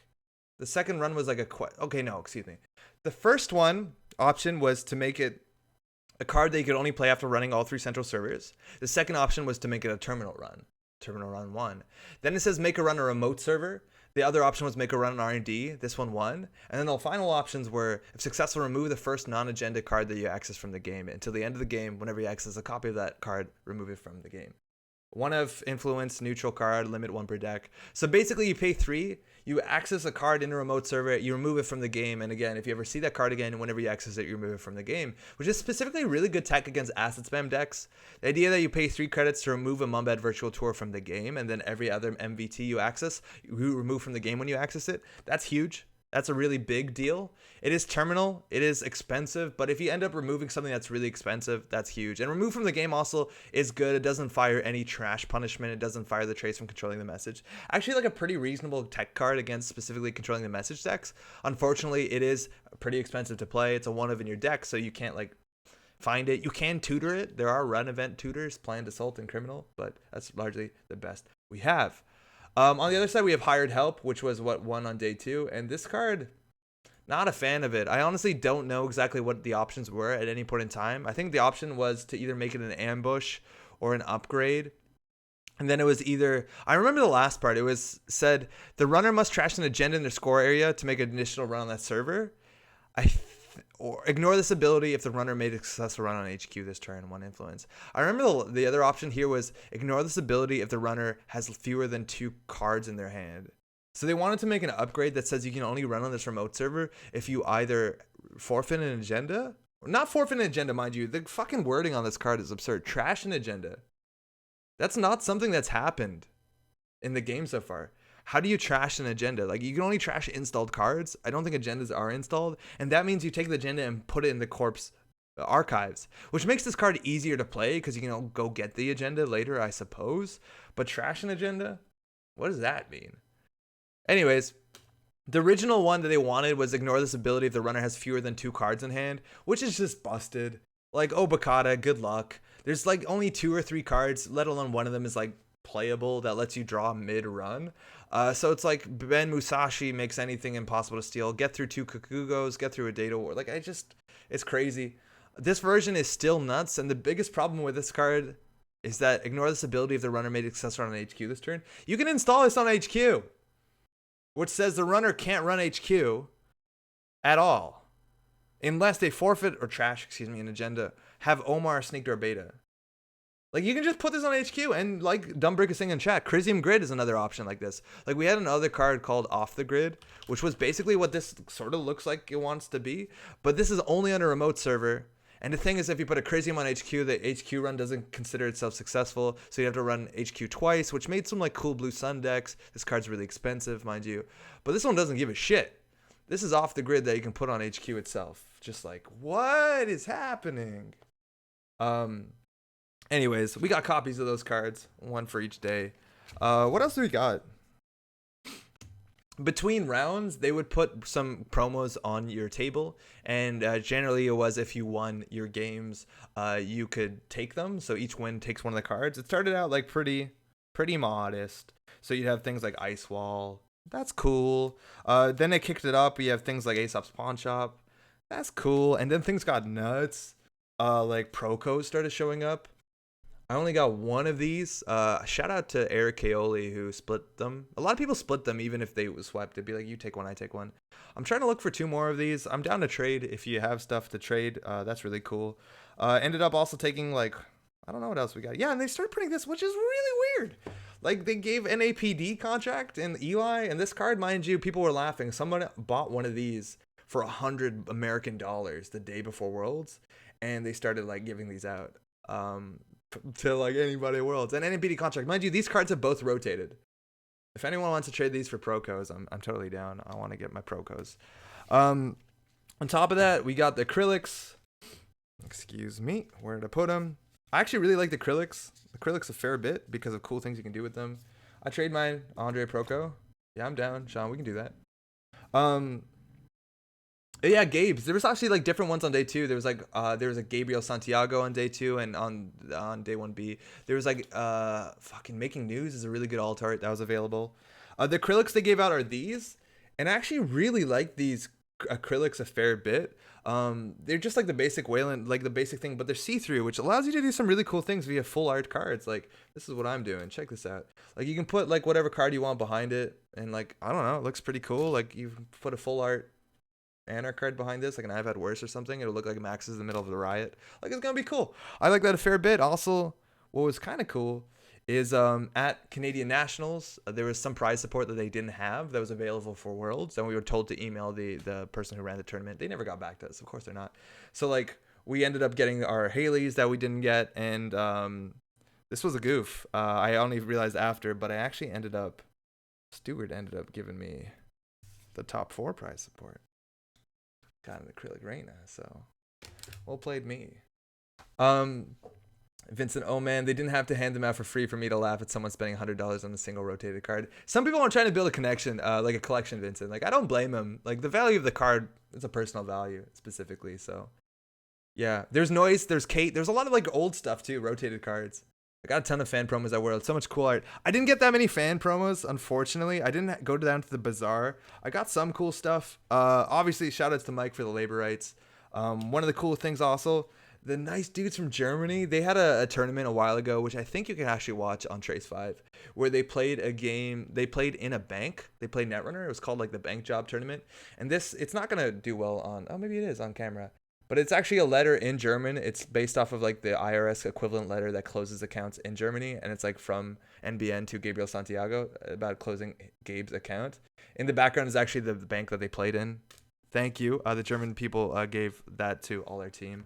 Someone just made their own. It was another, I think German players made their own full art Rashidas. And then obviously you got to go hit up. This is my haul video. Hit up fucking Kevin Tame, who did really well. Kevin Tame is like top 30th player, made all the nice full arts. And also I got, where did I put him? I made a huge mess here. Like the nice Kevin Tame stickers, which I like a lot. Do like a lot. Hey, Dutaki, have a good night. Gotta see. Hey, cheers. See you next week, hopefully. So you're supposedly able to get the Cannats prize if you just ask them at Worlds. Yeah, exactly. I think anyone would get it. Yo, Kevin Tame in chat. How's it going? Yo. WTWB will be a nice hate card. Nisei needs to ban hired help. Yeah, that's actually the thing that I don't know. Like, does anybody know whether the champ cards, whether like are these cards this can't be legal. I don't think this is a legal FFG product. This might be legal.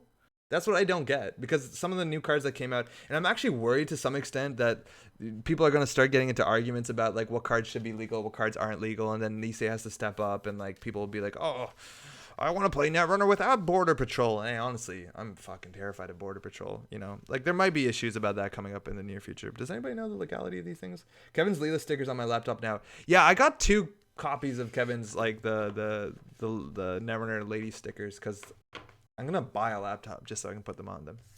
They're really cool. Also, yeah, I ended up with all the tokens because we ID'd. They actually look pretty cool. I'm the biggest fan of the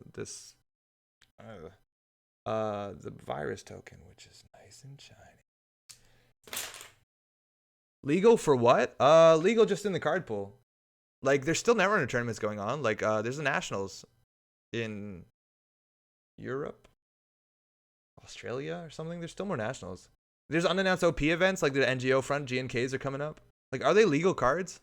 I don't know. And FFG said specifically because not everyone has these. Obviously, somebody's like selling the whole set on for $500 on eBay or some crazy shit. They're gonna just release the PDFs for these cards so you can print them yourself.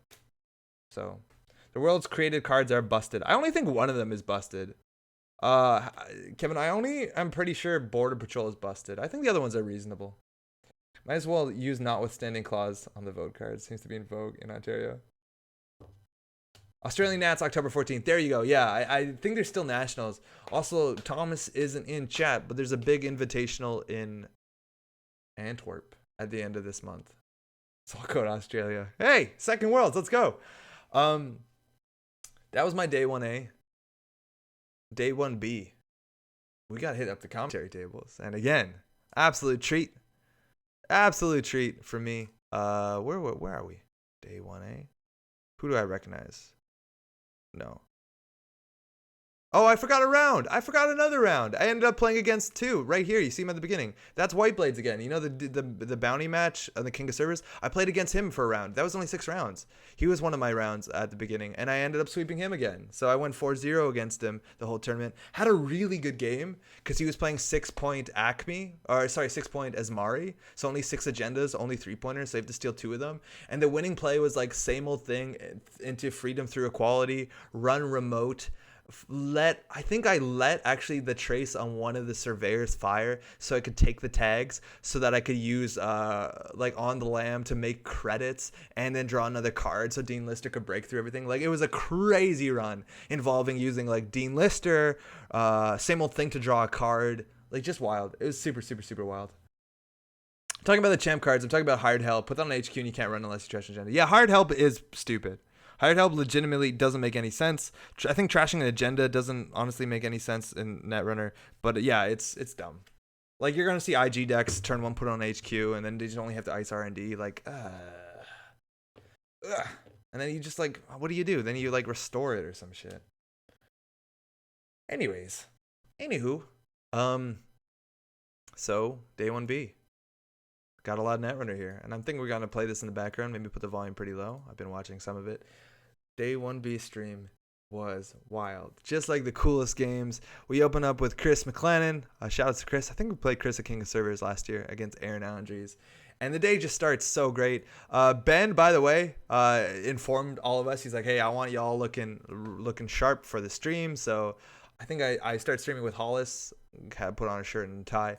Obviously, you're going to look underdressed next to Hollis. First time I met Hollis was at Worlds. What a nice dude. He was streaming like 4 days in a row, losing his voice really bad on day 3 and like just trying to hold in there, just trying to stay hydrated between rounds. But just absolute pleasure to stream with him. And then all the other people, we'll get to them when we get to them. I think we're streaming against Ben Cam. So this is a really cool matchup. Aaron Andres actually grinds out Chris. I'm not going to spoil it too much. Actually, I'm not going to spoil the outcomes, but after that, I think I'm on cam with... Oh, actually, I'm off. This is Dean against Aaron. And this match is worth talking about because this is so cool. Brandon King, a player from Toronto who I've had the pleasure of being at a couple tournaments with, and they pulled Dean on this match for a couple reasons. Firstly, Brandon is from Toronto, and Dean has gone out of the way this year to specifically coach Brandon. Oh, hey, there's me. To specifically coach Brandon at Netrunner. And the reason why is he comes from a different card gaming background. I don't know whether it was like Magic or Yu-Gi-Oh or something. I think Brandon's one of Dean's coworkers. But specifically also, and you might notice here, why is there two people at the table? Brandon is visually impaired. He can see 3% out of his left eye only.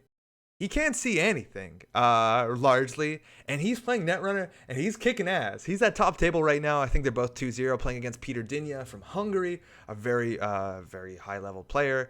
And I want to get a shot of this, but up here, so that's Brandon, and you see there's somebody over here helping him. This guy is named Jay, or the Oracle, as he's largely referred. Oracle J in chat. Chat absolutely loved Oracle J, and I hope we get a shot out for him, get to see him on camera. But yeah, there you go. Oracle. This is Oracle J, and Oracle was hit with Brandon the whole tournament, and he doesn't know how to play Netrunner. He's been with Brandon for many events. I'm pretty sure I saw him at the last event we were at. Maybe I was incorrect. But he doesn't know how to play Netrunner. And he can't know how to play Netrunner largely. He says that he probably could have figured it out because he's seen so many games. But all he can do to Brandon is manipulate his credits and tell him what cards are. Because Brandon, again, can't really see what's going on at the board. And Brandon's playing on his corp side this like really crazy Mwanza City Grid, punitive, I think it's a Paulina deck. No, actually it's a Matima Kundo deck. And him and Jay, who's just like very intently super focused, they're both really focused, are like just killing it. I don't want to spoil the matchup, but it's like a very exciting ending to the whole game. And like Brandon playing without seeing the cards is the most impressive thing. I know specifically on this channel, we tried to play blindfolded and it was like really difficult as is. But like Brandon's doing some crazy things because it's also in the physical card space. And you see like he's shuffling his cards. And there's some like really cool things going on. Like, well, Brandon will index. I haven't seen this clip specifically, but Roberto told me about this. Like Brandon will index. He'll pick up the 5 cards. He'll lean over to the Oracle, to Oracle J, and it'd be like, so Oracle has to tell him what all the cards are in order. And so Brandon says, okay, he sees what the 5 cards are, and then just starts shuffling them together in his hand and puts them back on Peter's deck. And I think Peter asks him, he's like, hey man, do you want maybe to show this, do you want to maybe check whether these are in the right order before we put them down? Which is a thing like everyone does in Netrunner. But like the guy who can't see was told all 5 of the cards are and then perfectly puts them in order and puts it down. And Brandon says, no, it's cool. And fucking nailed the order. Of course he nailed the order. Like, just so cool to watch. And the games were really good. Like, huge shout out. Like, really exciting stream. Chat is going nuts because Oracle J is like the coolest dude. Brandon's like the coolest dude. He's laughing, having fun. Shit. Good games. Check that out. And if this stream wasn't like interesting enough. Oh, actually, this game, I commented this with Ben Cam, who I met for the first time. He used to do T3 Productions. Had a lot of fun. This game is actually pretty close, too. It's like really down to the wire games. But round 4 also. This stream was so wild, so cool.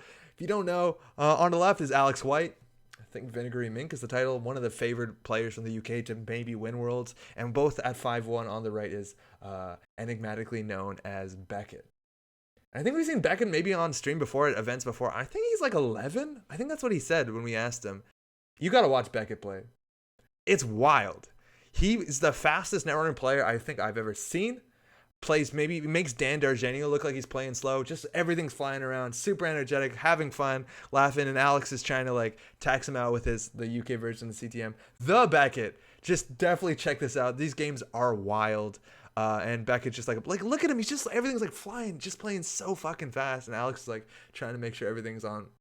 Just the coolest thing. Small hands, big plays. Beckett kicking ass. Beckett 2-for-1 in his last round. Almost made day 2. Almost did it. And I don't know who's with. I think Beckett has like a parent is around with him, but just like joking around, running up to people's tables, asking, just like having the most fun. Shout outs to Team Beckett. Super cool. We come back here. What is this matchup? Oh, actually, super cool. Shout outs to Ben. Again, Ben, this is his 3rd day of being at the table all day for 8 hours cutting. He's showing old matchups during the lunch breaks and during the breaks. Super cool to see. We come back. I'm back with Hollis. We have a cool matchup. I get to commentate a Timmy Wong game. Oh my God. It's like everything I wanted to ever do. And it's Timmy Wong against Robbie Fry. And I think actually Robbie Fry out Timmy Wong with the wild and interesting decks. Very interesting matchup, both sides of it, because Robbie Fry is playing a deck that actually saw a lot of play at day 1B, which might have had a wilder side to things, which is we saw a lot of Jinteki Biotech on day 1B. And a Jinteki Biotech made top 16. A Jinteki Biotech might have made top 4, if not maybe top 8 of Worlds. A Canadian player. Shout outs to Josh Quinlan. You can watch it if you want. It's pretty wild. And then we have Seamus and Spags. I don't remember. I think I commented. Yeah, I did commentate this matchup.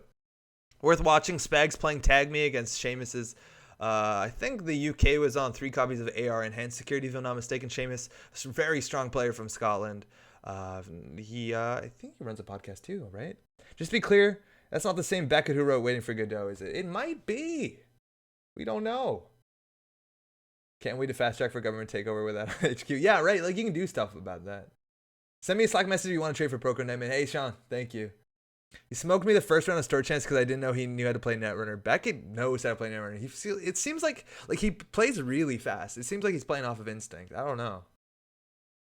Yeah, he's super accomplished. Like, he's 11. I think? Like, imagine in 10 years, huh? Seamus and Spags, this game is so great. Like, Seamus and Spags, just having fun with it. Spags also is like a real treat to talk to after the games. Like, he was telling me about some of the plays he's making, because the endings for these games are pretty wild. Just about all the controlling the message, and I know some people are tired about controlling the message. It's been a competitive deck forever. But, like, almost all the controlling the message decks that are specifically on stream come to the point where the CTM decks get ahead of tempo, or, like, they break ahead, and then the runner understands, like, I'm not going to win unless I go tag me, and then there's, like, these really fun, desperate turns. And this is like a pretty long game, this game, and it comes down to like that one cool turn. Spags also like had some really cool things to say about how he plays the game. I talk to Spags always after the match, and like Spags does some really cool stuff I want to highlight. Like, he was talking about specifically in certain matchups how he will like manipulate his body language to encourage the runner or the corp to do certain things, like how he'll lean on the table when he wants to like threaten aggression, or man, just like super cool to talk about it and then watch it after. And then last round, I didn't commentate this. Another commentator that I didn't have the pleasure of commentating with, but I only met really briefly, was Alexis. You might know Alexis. She does a fair bit of really cool Netrunner art. I think it was Alexis and Hollis on the last round. Oh, no, it's Ben. Excuse me. Maybe, was Alexis playing this day, maybe?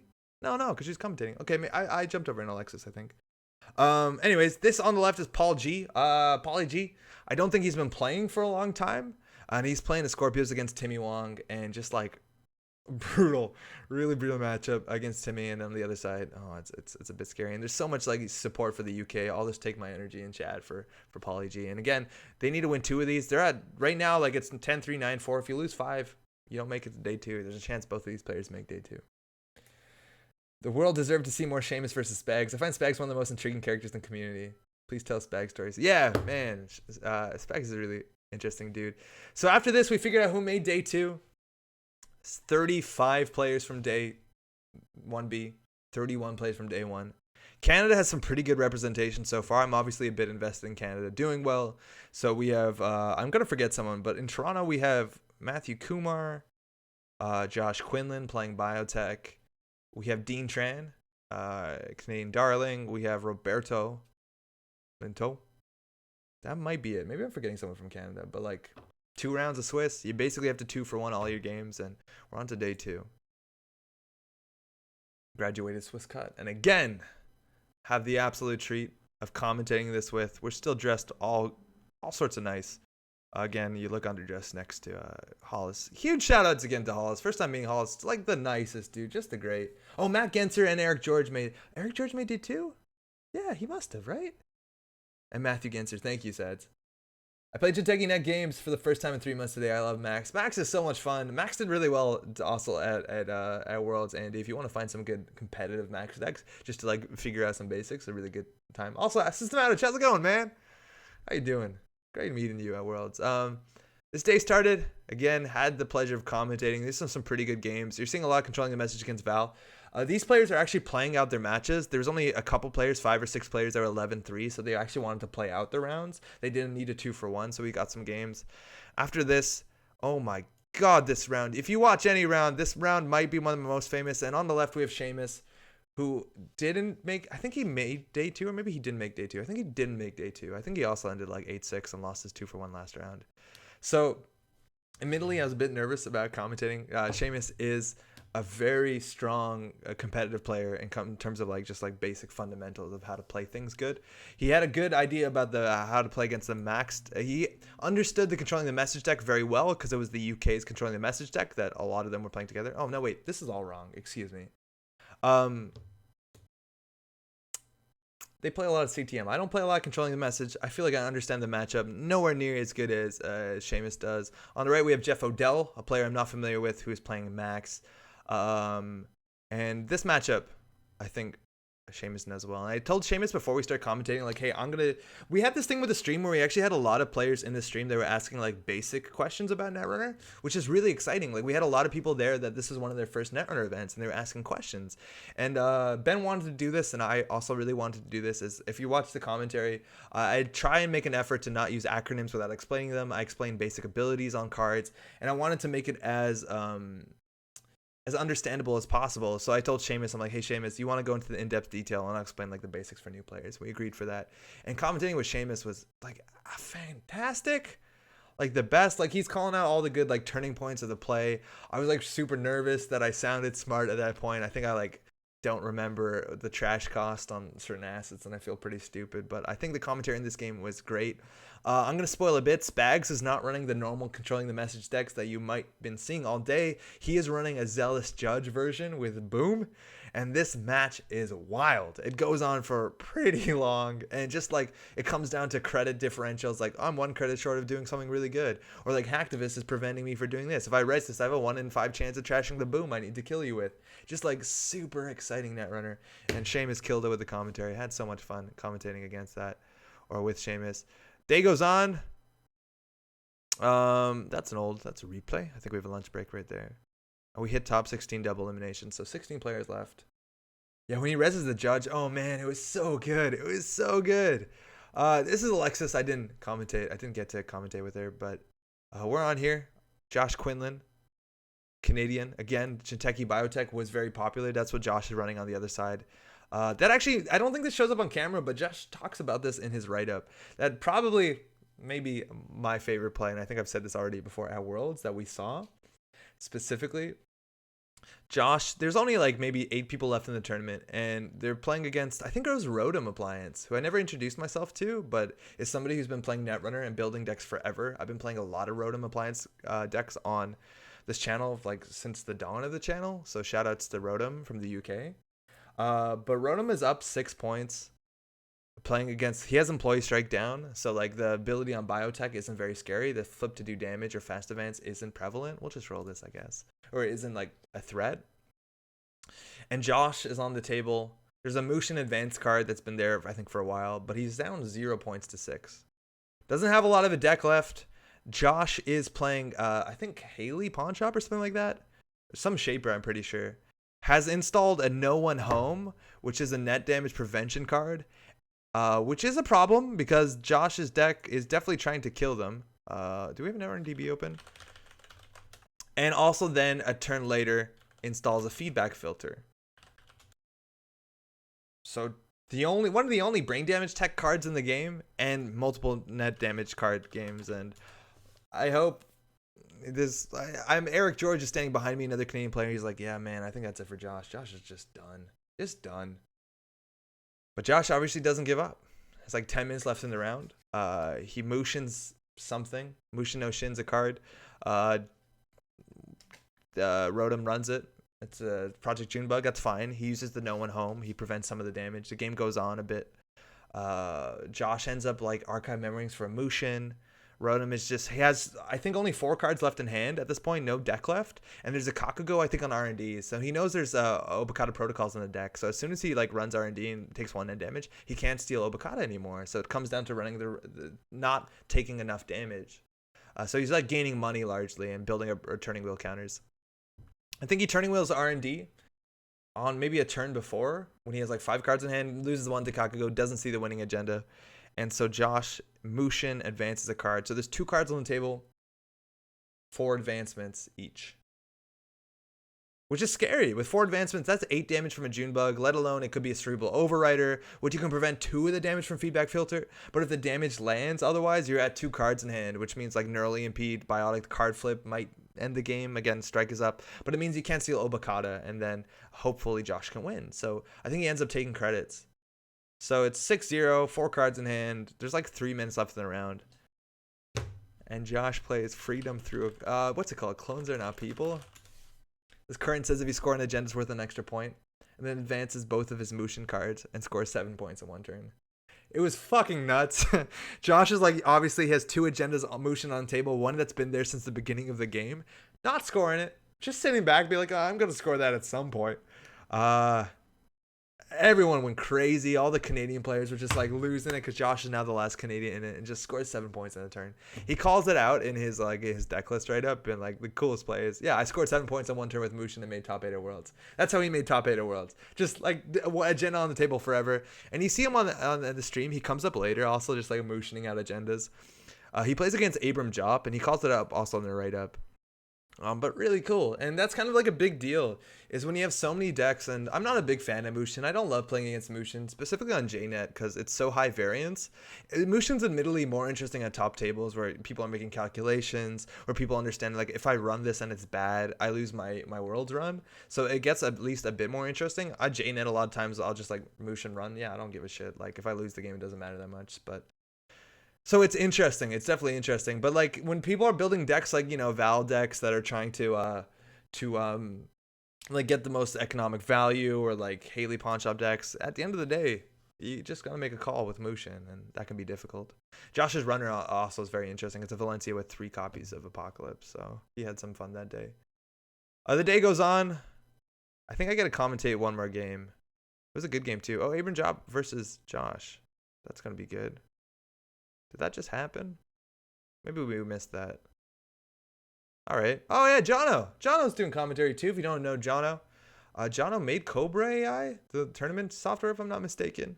Also, very fast talker, and I think one of the last rounds we commentate is actually Josh Wilson versus Chris Dyer, which is a great matchup. Mind you, world champion, multinational champion. I think it's me and Jono commentating this, and it's a pretty cool game. And I think Jono and I might have broke a record for most words per minute on a Netrunner cast. Just because Jono and I both talk really fast and want to say a lot of things really quickly. So check that out. Hopefully the commentary is legible. But Jono also, like, just a pleasure to commentate with. Everyone was super great. No, I think I do one more after that. Yeah, Jono's great. He's from the UK. Obviously happy that Chris Dyer is doing well in this tournament. I think we do one more. Maybe I do one more. I don't know. I don't remember. It's all a blur at this point. Joe Shop, Chris Dyer. Yeah, I think I commented this one last one with Hollis, and this is a fun game too. Chris Dyer obviously knows the matchup really well. He's playing Max. I think Shup pops off a bit there. Mind you, Shup wins World, so a bit of a spoiler there. And then Hollis does a nice outro. At this point, I have to go back to Canada. We have a flight at like 8:30. We end up watching the rest of Worlds on an iPad at a pizza restaurant in the Minnesota airport. Had a great time with everyone, but couldn't stay there for the end of Worlds, which is a bit of a shame. If I could do it again, obviously I would rather leave on Monday because everyone was up Sunday partying and having fun and doing all that stuff. So definitely missed a bit of that, but the rest of Worlds is still great. I don't want to spoil it, but like big plays happen. Like the biggest of plays happen in some of these games. Like I think one of the back and forths involves like psychographics and like just crazy shit just keeps happening. But watch it out to the end. I haven't fully watched this, but you know, Hollis gets a bit emotional about the last Worlds at the end there. Joe, just like such a modest dude. Again, I played against the guy King of Servers, just like a really reasonable guy, and he's talking about how he doesn't deserve Worlds. I don't think anyone who's won Worlds said I've deserved it for what it's worth, which is pretty funny. Fast talking GDQ streams are legendary. But that was largely my Worlds experience. There was a lot of stuff in between, like playing games against people. A lot of people from Montreal. I didn't have the time to do it because I was on stream, but like they were playing board games. We ended up going for lunch at like a sports bar. I haven't been to American sports bars, but they're kind of weird to me. Just like wild. I think there was a Patriots game, and Roberto wanted to watch that. Roberto, 2-for-1 his first round and got up to it, and then he was basically 1 point. Shout out to Roberto. I know he's kicking himself about this. He was 6 points. I think it was 6-6, maybe. I think it was 6-6 against the CTM deck, and he had to beat the Controlling the Message deck. And if he did it, he would have made top 16. And so he has an Amaku with like 5 counters. I think he runs HQ. And if IP block is rezzed, and IP block says if there's an installed AI, you take a tag. So Roberto takes the tag, breaks for 2 credits, and accesses, and steals a Quantum Kitty. And by steals a Quantum Kitty, I says gives it to the corp and loses the game. And why he's kicking himself about that is that in theory, when you encounter the Amaku, the IP block, you can install a paperclip from your heap overwriting your Amakua and then paying 2 credits with a bad putt from Val to break the IP block. But he decided not to because his Amakua was at strength. So if he saw that play coming and realized that he can't access with tags, he would have made top 16. So 1 bad access away from top 16. Unfortunate, huge, such a great run, Roberto. And huge shout out again to everyone from Montreal, everyone from Canada. Canada made top 8, which we'll take. There's only 30 players. There was a nice photo. Also, shout out to all the nice people we met. Specifically from Canada, Eric was great. Eric's White Blades, his brother too, also was really nice to meet. We ended up taking a photo, which I don't have right now, but we stood in front of the FFG Center, and all 30 Canadian players lined up in order as of like Canadian geography. Like we have BC on the west all the way up to Quebec, and actually there's one person from like Nova Scotia, I think, or somewhere in the Maritimes on the east. Just like really nice. Met a lot of people, obviously, maybe not obviously, like people coming up saying like, hey, I like the channel, I've been playing for a while, stuff like that. Just like really great. There's too many names of people to like shout out that I particularly met and had a great time with. But just like the best, really, really good. That's what's like super crazy about this, and like we're still trying to piece together and trying to figure this out, but like the amount of the people here are like pretty diverse enough. Like obviously there's some homogeneity issues when it comes to like just like classically the card game space, but like people coming from all these different backgrounds and like different areas of the world, and I don't think there was any like, everyone was super chill, everyone was like super happy, people are cheering for people they don't know, everyone's having fun. On day 2, if you weren't playing at the top cut, you can play like this drop in drop out tournament that they were giving dope prize support to. Like, just I still don't get it, and maybe we do this a bit too much. Like I know this comes up often about like how good the FFG the Netrunner community is, but it still doesn't make any sense to me how like we had 400 people in this one area and everyone gets on so well, even though like people are relatively like from different parts of the world, and there's like one thing that brings them all together, and everyone's just like the best. Obviously, huge shout outs to Ben, who was working on the stream like thousands of dollars, which obviously everybody helped raise. Shout outs to that, to make this stream, which is probably the best Netrunner stream ever made in terms of production quality, let alone the casting is so good, right? Huge shout out to everyone I commentate with. Huge shout out to Montreal crew, to the Toronto crew too. We hung out with them a fair bit, and everyone else we met on the way. 2 guys from Vancouver Victoria House also made day 2. Yeah, there was actually a fair bit of Canadians in day 2. Such a great memory of the real MVP. Yeah, absolutely awesome. Worlds was one of the best times of my life for sure. So many amazing people. And that's the thing, Dan. Like, it's crazy. It's like everybody you met was like so invested in you having a good time. Which when we're coming to a tournament where like the ultimate goal, technically, whether we want to bring it back to that Hugo article, is about coming in first, people still genuinely care about everyone having a pleasant time. This came up on Netrunner, and like on this thing, there's this dude, I don't think I got his name, but he just had this. He had 2 of these arts, and he's just going up to everyone being like, hey man, hey y'all, can you please sign this? I don't, just to hang up, like, the coolest thing. And we had Michael Boggs getting that middle spot. Go Boggsy. You had side events. There was the RPG going on. Dean did this cutest thing ever where Dean brought this Polaroid camera with like a lot of film. And he would, he was taking pictures of his trip. The comrades bought their own, they had a mansion that they rented largely. They were like discovering rooms in their house. But they were like, he was taking photos of like just obviously his friends, but like people he didn't know. He would go up to people to Netrunner tournament and be like, hey, can I take a photo of you? And then can you sign it so that they could put it in his like scrapbook? Just like super cool stuff.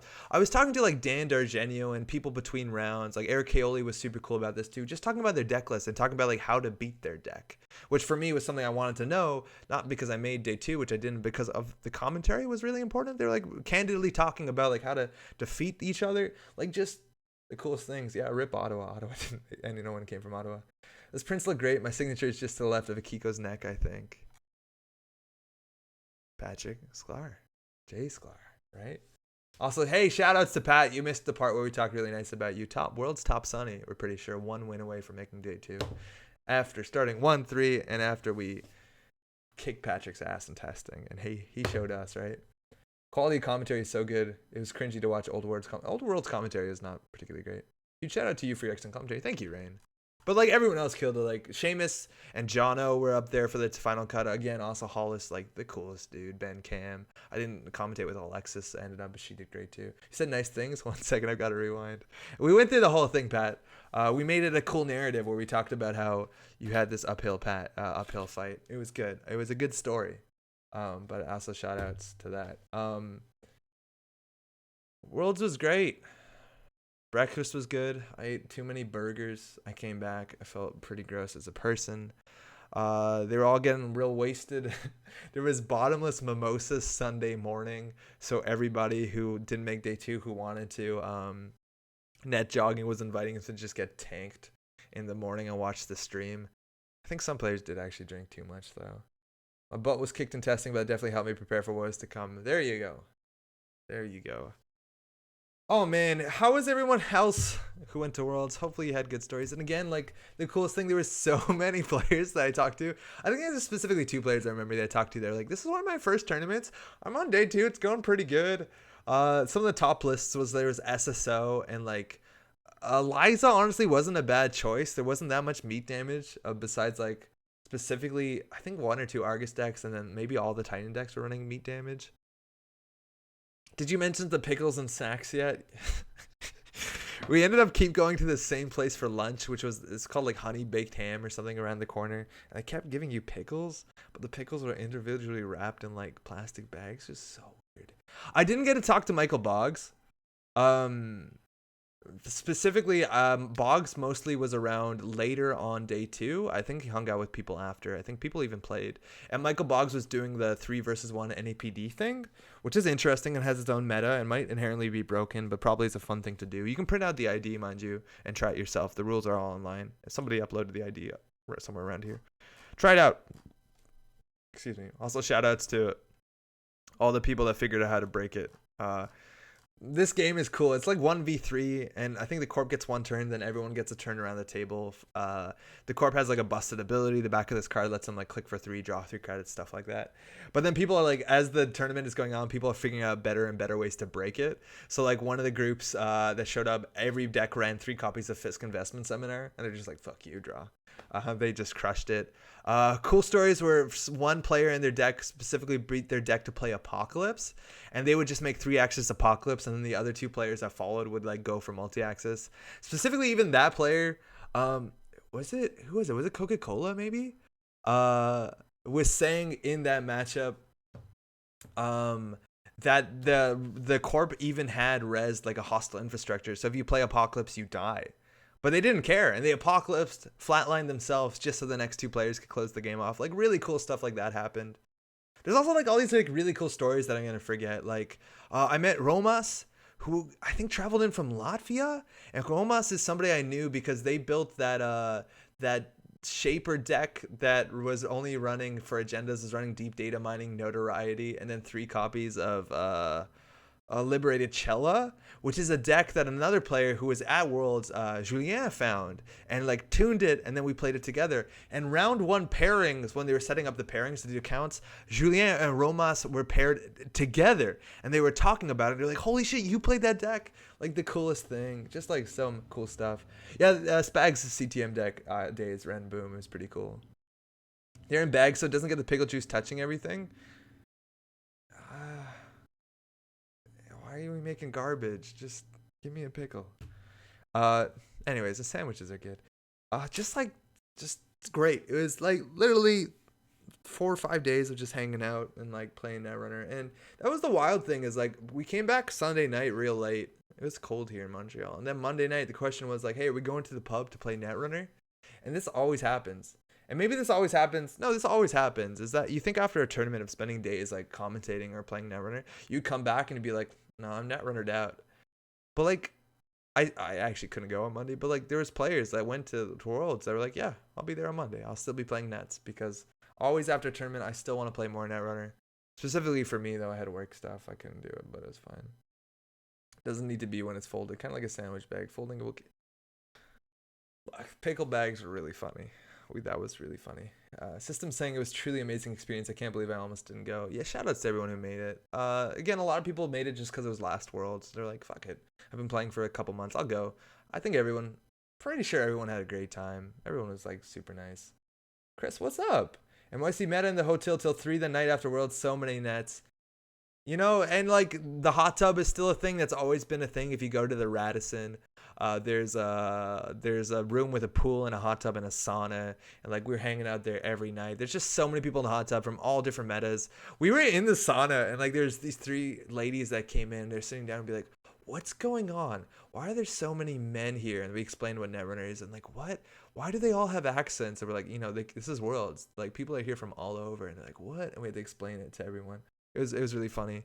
And then across the street from the Radisson is like a really nice Indian restaurant. And like you go there after every day, and the place is packed of Netrunner players, and the food is really good. And just like we had a Team Canada table, just like chilling. Just chilling. Oh, System Outage. That's the John you're talking about. John, you want to talk to System Outage? Trust me. Yeah, you guys want to talk to each other.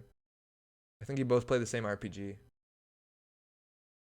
I forget the name of the RPG. Parallel, how's it going? How you doing?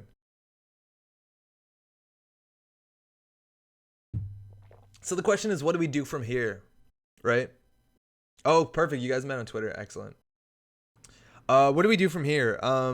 I have no doubt that we're gonna continue playing Netrunner on Thursdays. We're still gonna be here. I know we didn't play anything today. Hopefully this was interesting enough. We still have like an hour and a half, maybe. We're gonna play some games tonight. We're definitely gonna play it. We have some new cards. I want to figure out what the legality goes about this. I am into some extent, like I think these 22 games, that's not too bad. But like there might be less people playing Netrunner. I smurfed last night to test the deck. And specifically the opponent I played, I didn't notice they had a non-legal tournament deck and they're playing Noise. I was like, okay, yeah, I'll see what playing against Noise is like, whatever. So I like jam an agenda behind ice, and then they siphoned me twice on turn 1. And I conceded respectfully. I was like, Noise, that's fine. And it was like a count siphon. I'm like, what? Okay, fine. A count siphon. I'm like, hey man, I'm gonna concede this. I hope I don't look like an asshole. But anyways, there's still like people coming into the game. There's new players being posted all the time on like our Netrunner and Facebook. Like people are coming in and playing the game. So there's still going to be things. I feel like we might, and I'm actually excited to do this, might run a bit more organized play stuff, like run weekly tournaments, stuff like that. Just so like people have a reason to keep playing the game. I think actually the coolest thing that I was the most excited about, specifically when it comes to Netrunner right now, is that there's no tournaments in our area. There's like honestly not that much reason to build the best deck.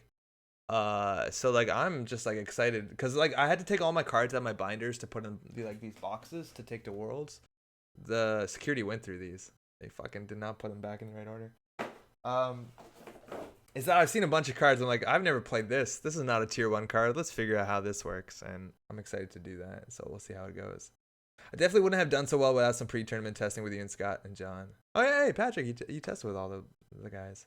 There's a hot tub tradition and hot tub's deck archetype. That's actually where it came from, Truce. That the hot tub part of the hot tub deck is actually based off of the Radisson hot tub. And the only reason it's called that is because Dan chose to put in Corporate Retreat, which is a card with a hot tub on it. There's no reason that 5/3 should not be in the game. Okay. So let's play some Netrunner. I don't think I have the deck right here, but I think I can copy paste it. How's everyone else doing? I just talked for like a really long time in a row and I'm feeling it on my throat. I really am. Normally we take breaks and like figure out how to make a wrong move at some point. I wish I could get a weekly started in my area, but when people ask where they can get the cards, well, hey Multi, if that's the thing, like hit them up and tell them like here's a PDF with the cards, because that's gonna be out soon. Just print them. Oh, also another really cool thing, a couple cool things. Firstly, you'll see here, right, revised core set. Oh fuck, I thought Rain and Reverie was here too. I think Rain and Reverie's back in print. Right? I think Rain and Reverie, they're delivering it. Maybe it's back in print. Are you here, my friend? Where are you? Ah, shit. Okay. Well, it was back in print. People are submitting it.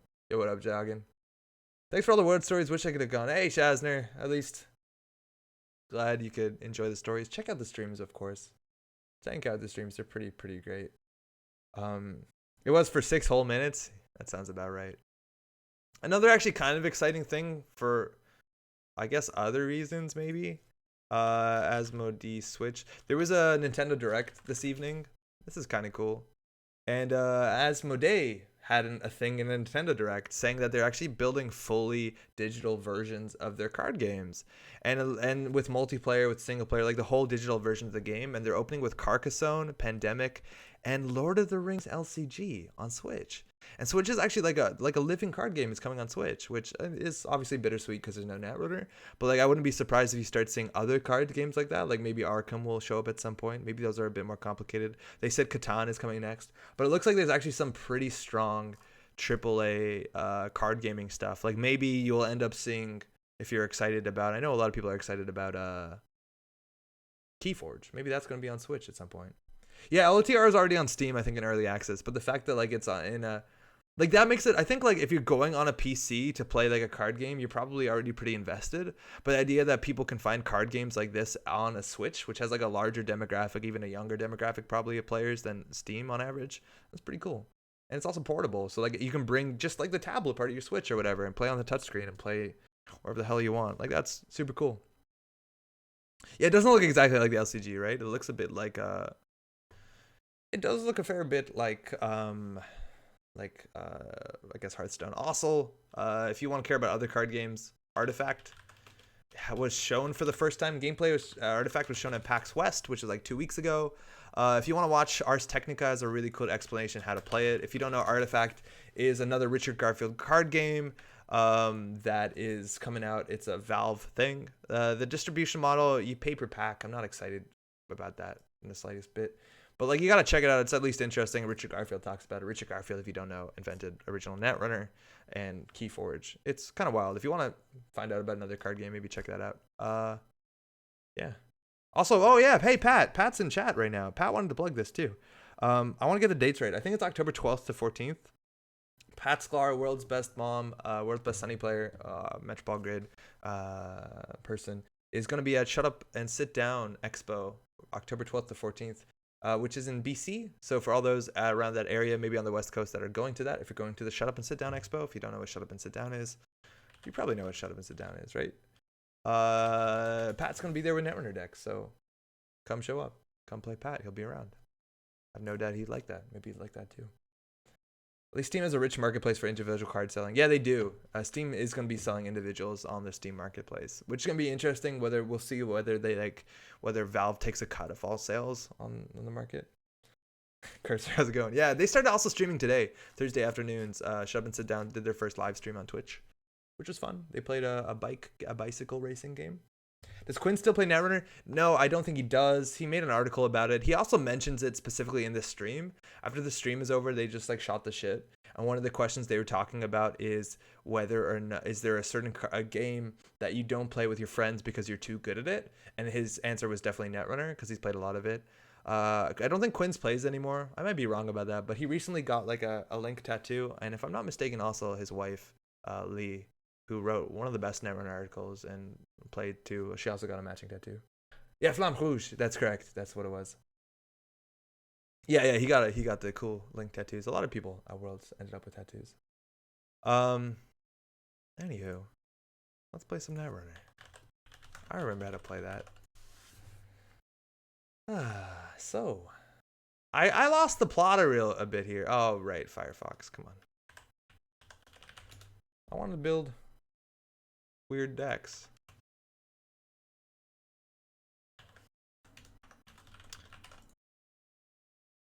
Spag CTM deck from Worlds is pretty great. If you want to boom some people. I don't love Zealous Judge, I'll be honest. It's a bit hard to play, but I don't want to play CDM right now. I commentated too much CDM. Did you say Patrick's going to be in Vancouver for Shucks? Exactly. A parallel. If you're there, come say hi to Pat. Bring a Netrunner deck if you want to play. Pat said he'll have them on him. Okay, I lost the plot a bit here, but this is the deck that we're going to play for the next hour or so. This is Builder of Nations. And Builder of Nations is an idea I don't like. And this deck is probably not great. Oh, I can't go to Shex, but maybe he can make it to Pub Runner. Yo, Parallel, what time? Where is that? How can Pat find out about that? This is ironic because a Red Lantern in pro cycling means the person with the longest overall time being last place. Riders actually fight for it. There's even a monetary prize, but also a chance of being eliminated from a stage race. Oh, yeah, the Flamme Rouge. Longest overall time.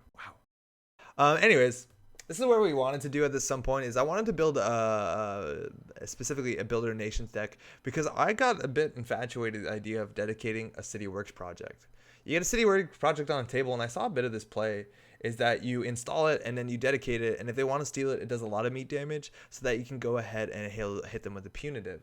It's a pretty one-sided play or one-minded, single-minded deck. You have a bit of bluffing, whether what's in the remote is an NGO front, but basically we want to get a lot of money, build a lot of taxing servers. Kakugo does damage, Masvingo does damage, all this ice does damage, and we'll probably priority construct a lot of it. Pretty single-minded. And the problem with this deck is I got lost halfway through deck building.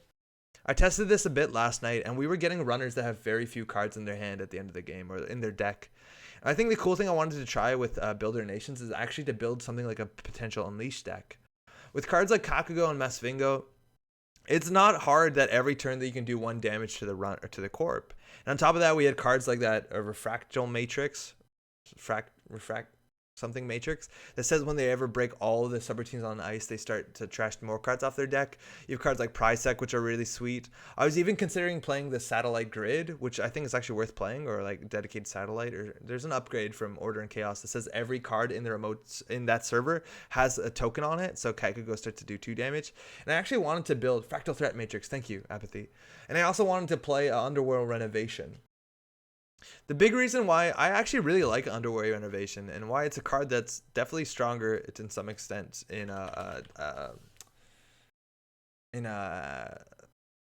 what's the name of that ability? Scorpio's deck. And mind you, Scorpios is actually what I wish I brought to Worlds. This card, the problem with this card is that you didn't have a lot of money to be able to sustain just milling them over and over and over again. And with a lot of the recent cards that came out, it's a lot easier to build an Underworld Renovation server and mill at the corpse deck or the runner's deck, which paired with other abilities that we have, like the fact that they have to take meat damage when they go through ice, makes it pretty strong. The other cards that help with this, like Underworld Renovation is a particularly expensive card because every turn if you're spending cards advancing it, you're losing credits and you're losing clicks to take money. But we recently got a couple really strong Wayland cards to be able that you can play, economic cards that you can play at low credit values. The first one is Too Big to Fail, a card that I'm also kind of infatuated with. This card is insane. This card's crazy, like literally crazy. 1 click for 7 is nuts. And the other card is very much at home at a deck like Builder Nations, which is Mass Commercialization, which you can play at 0 credits, and this can end up giving you like 8 to 20 credits. Like it's pretty simple.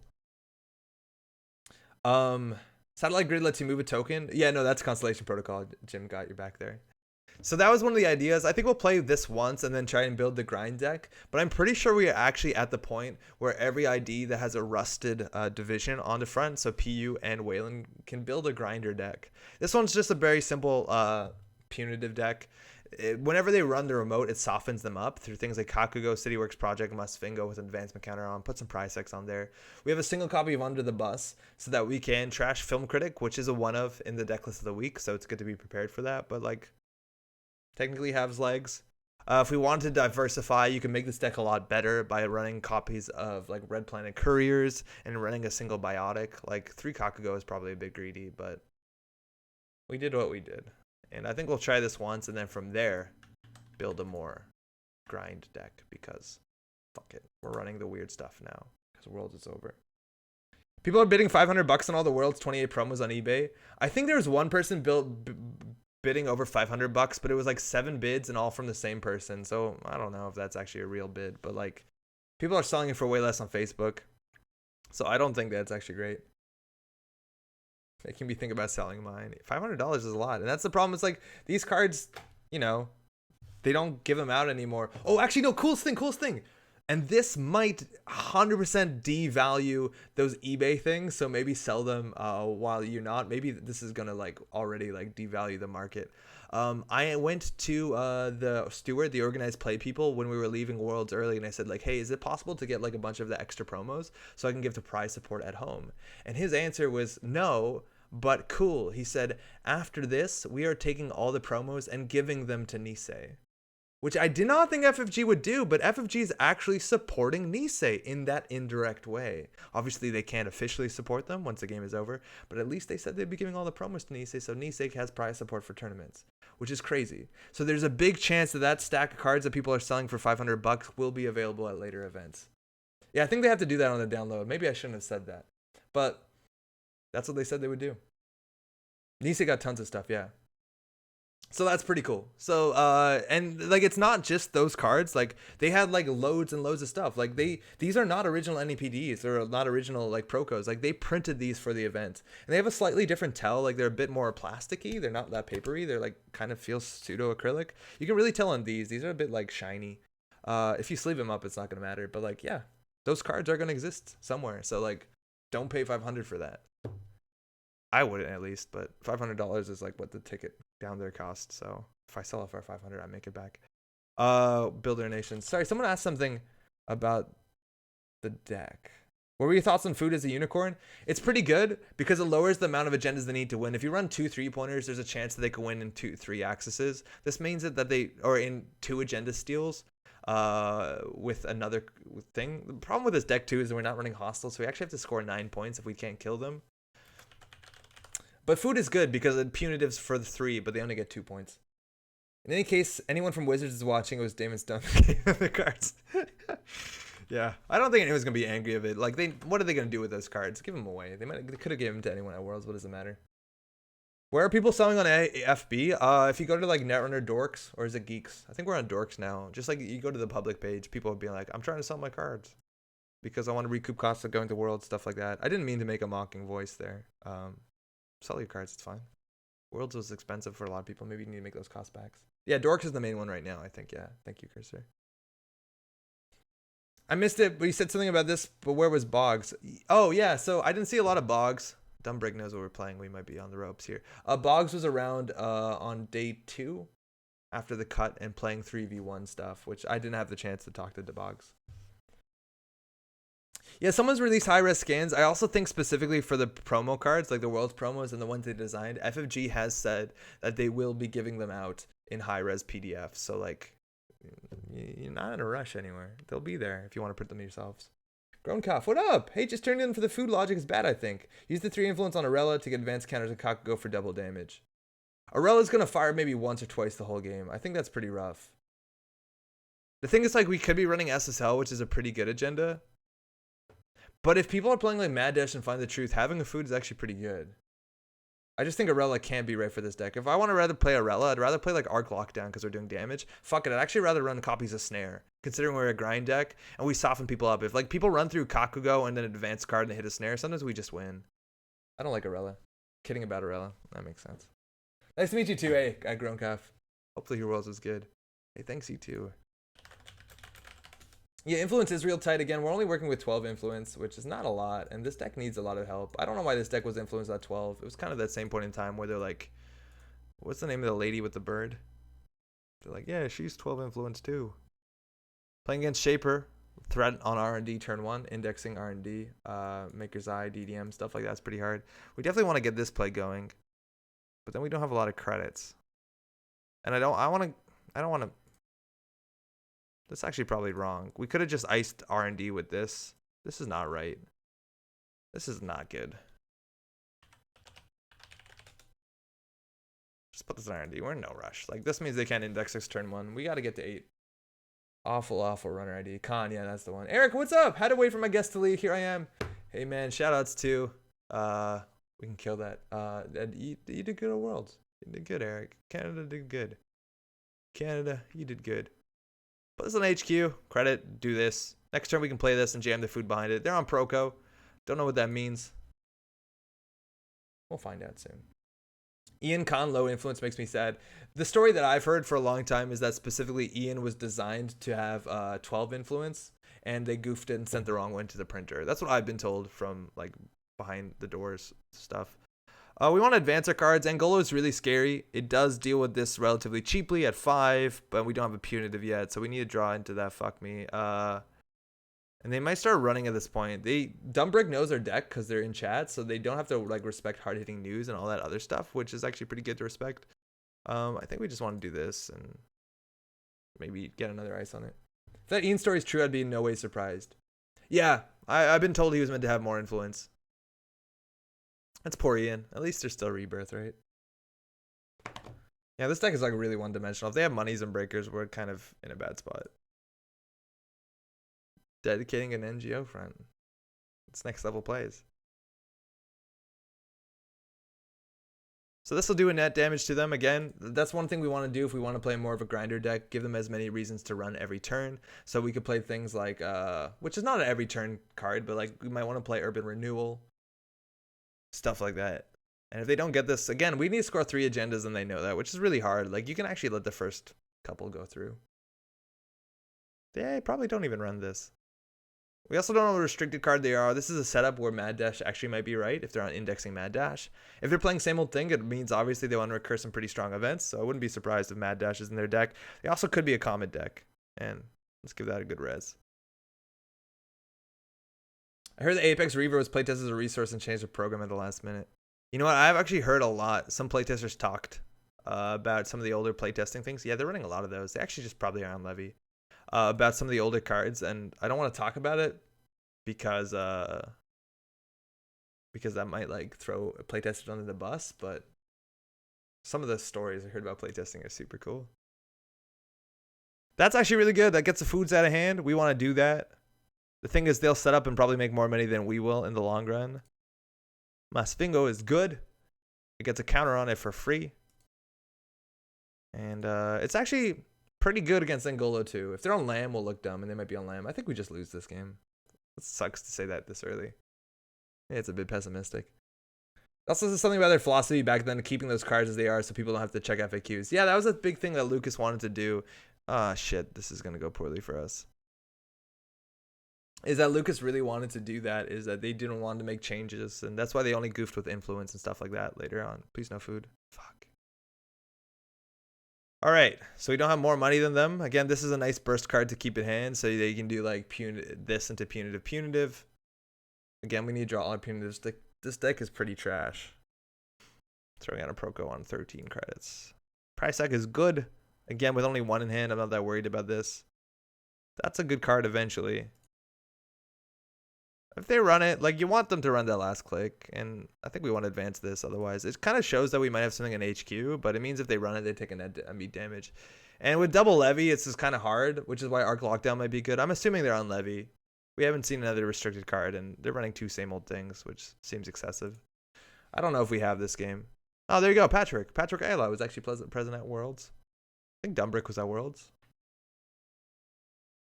Walk away for a few minutes. When I come back, we're on Builder Nations. What is this madness? We got to build a better Builder Nations deck than this, a meaner one.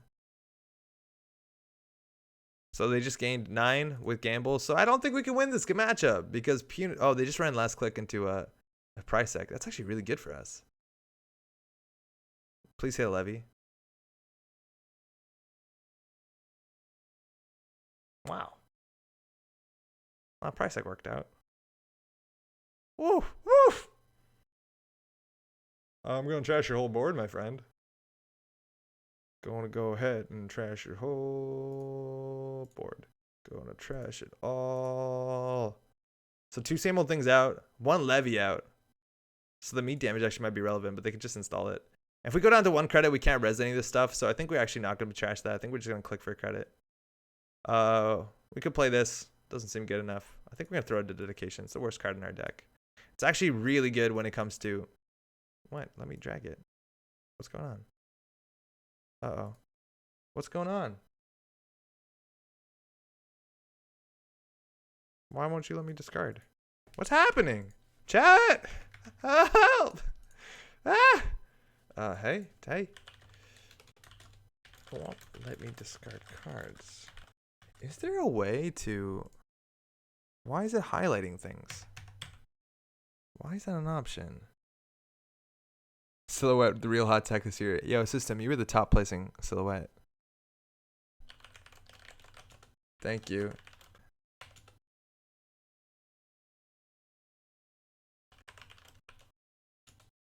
Nice. Thank you, Chad. I think you played... it thinks you played DC?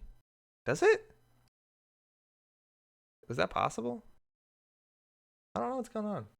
That's highlighting. It's weird. Clear the tag. Gain 3. Getting out of lockdowns, no surprise. Getting this up is kind of good. Masfingo is technically our best target because it is like pretty solid. Price tag did work. I think we have one preemptive in the deck. Maybe we actually don't have preemptives. Who built this thing? Who let me build this thing? Is this what happens when Worlds is over? So we don't need to advance that server. That one's fine. I think we need money no matter what. If they run it, it's fine. This actually deck might be on copies of Interdiction. So resing this is pretty good, but having them run it, it's probably even better. And they take a meat damage, right? Grinder. Actually grind them out. Like, this ability is relevant. Kakugo once a turn. Okay, I'm saying Builder of Nations is good. I apologize, but I think there's a deck here. We just don't have it.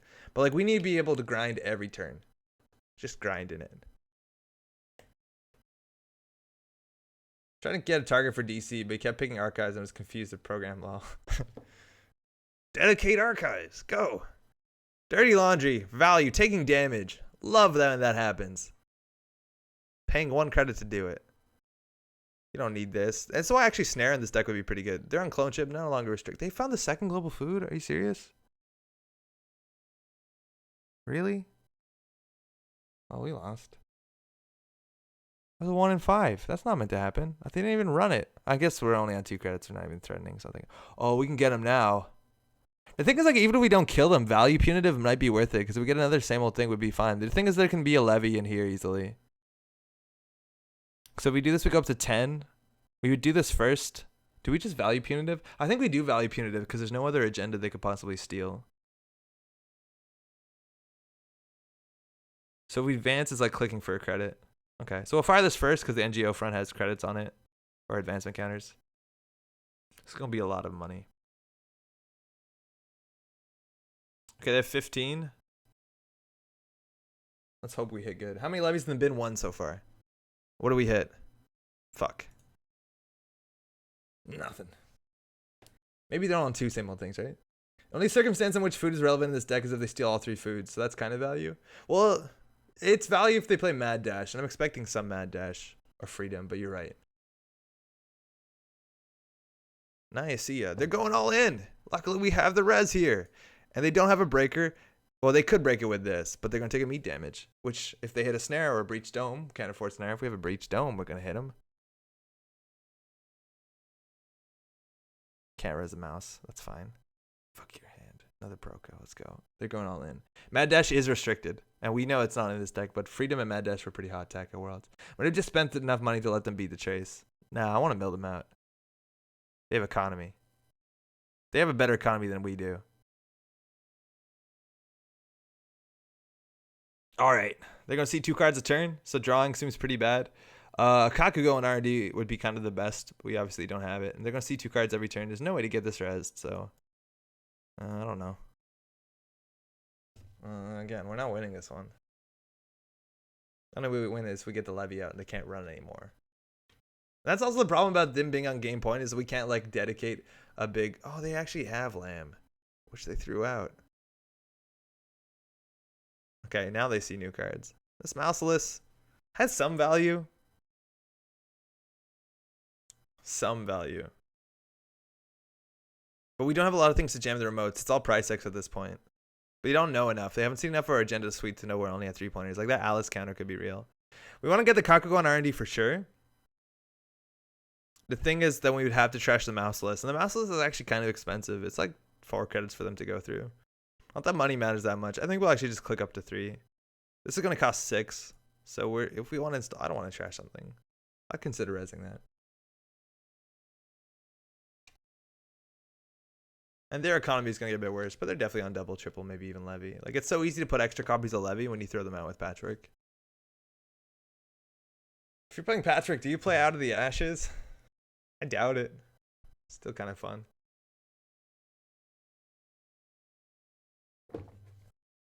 Only also problem is if we build like a grindy prison version of this deck, we're going to be done at like 1:30. We're going to play 1 game. Mind you, we have a 40 card deck too. Maybe that doesn't work in our advantage. If you install Paperclip with a cold read, does it count as using a program? Nope. Using means doing a non-mandatory ability on it. Installing is not using. Just like you can self-modifying code with cold read and install a breaker and then that's it. Like, that's fine. Do you want Hollywood here? in this map, like Hollywood also might be better than food, and Hollywood honestly isn't terrible. That's gonna be the death of me. 2 berries in a row is a big deal because then they can't lamb through this. Putting us on the outside is pretty bad if they're on turning wheel, but that's largely it. So let's hold on. Using cloak credits counts, yes. And there's actually a player playing, and we have it on stream, that was playing a stealth, a Cabonessa Wu deck. And their big play was always like pull out a cloak with Cabonessa Wu and then use cold read and then trash the program used. Oh, they're using Patrick on our turn to use a self-modifying code. So that's how they're going to reinstall the lamb. Oh, there's a bug on my back. Yeah, so you can do that. And then they trash the cloak, which is super wild. All right, there's a lamb coming out. Lamb breaks. Doesn't matter how far we advance this. It actually is pretty good in terms of the strength. Like, no matter what it's for to break this, which is actually pretty good. This is also going to be 2. So this is 6 credits. I'll take it. And their HQ access, they might have a single legwork. There's the same old thing on the table. If we prioritize instruction, we install 2 cards, which is pretty bad. I don't want to do that. We have no real other options here. This costs the same no matter if we advance it or not. So we can put it on server 1, click for 2. Otherwise, we're throwing a card out, which seems bad. This kind of makes it look like we're jamming in remotes. They might check HQ. Sarsi, what's up? That cold read strategy worked until he lost his refractor. Yeah, but that was actually really bad luck because they ended up losing the... They accessed the Obokata with a lot of cards in hand and stole it. And if they needed to not lose the scavenge, which they only have a 1 of in the deck. If they kept the scavenge, they would have been fine. Losing the scavenge didn't lose the game. That's true. All right, so they definitely have a levy in hand. If we had any way to interact with the levy, that'd be good. I think we can jam these 2 in the remote. That'd be probably kind of cute.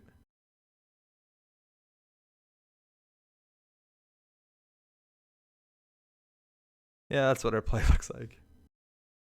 Yeah, it was brutal. They needed to keep the scavenge. All right, they run this last click, and then the damage hits off the top. So we can res this for 4. We still have 2 for this, which is fine.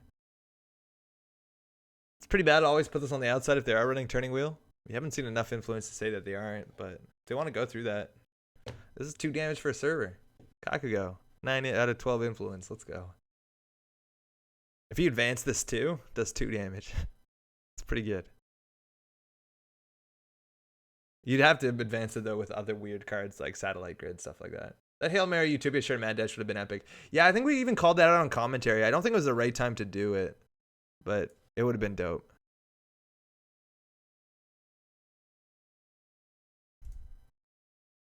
Two levies out.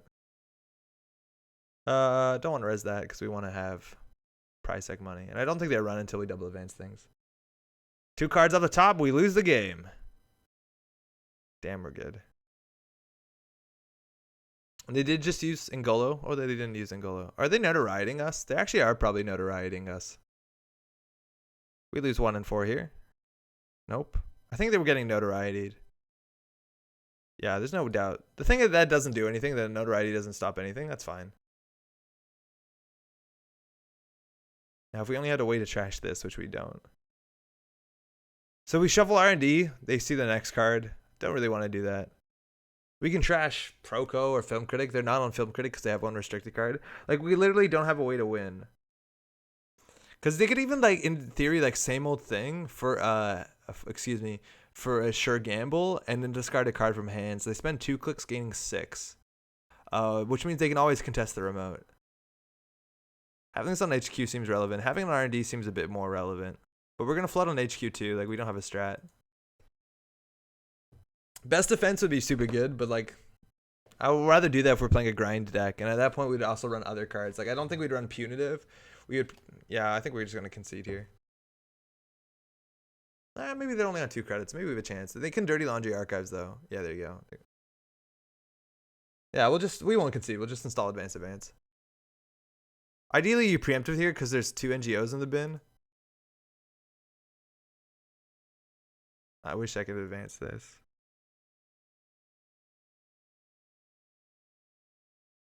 It's probably too late that we didn't jam that turn because now they have enough credits. And the price tags don't actually matter because if they steal the food, they win. So if they run this, we're good. It'll be over soon. Proko coming down. Obviously, we could have shuffled the Drudge Work, and maybe they'd want to run the Drudge Work. We have 3 credits, enough to score this, enough to fire 2 Prysac. If they access in a bad order, maybe we can do 3 damage during the run here, and they die. But the problem about them being on game point, they can even let us have this. Like, they have no reason to run here. Like, we're on 0 points, and we still need to score 3 agendas. Yeah, I think we just concede. This is a waste of time. This is such a waste of time. Now, mind you, not all decks are running Levy. Like, the Smoke deck, 40 cards, no Levy. We can grind them out. Val decks, 50 cards, no Levy. We can maybe grind them out.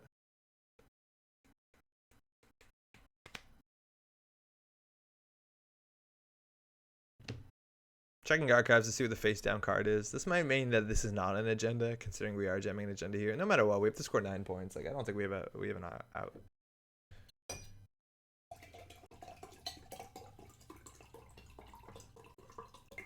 Procro draws 1, I think.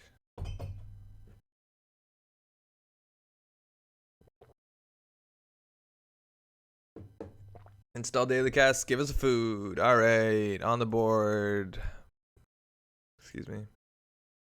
One of our agendas are face up. Yeah, no, we can't win. Hey. Yeah, this is the problem. Is like we're playing an honest tempo deck, and like we just don't have a way to make sure that they don't have money unless they overcommit. Thanks. Right now, every single agenda is face up in our deck, so they know when to run. And like it doesn't matter as long as they have cards in hand. They have another levy. We lose. Yeah, it's impossible. No cities. What a terrible shuffle. Like, what's left in our deck? Nothing helps this one. We have no fast advance threat. Okay, we lose 2. And in case anyone asks, this is totally not my Soccer 7 deck. Alright, let's build a grind deck. Let's figure out how to do that. We're going to play some weird cards.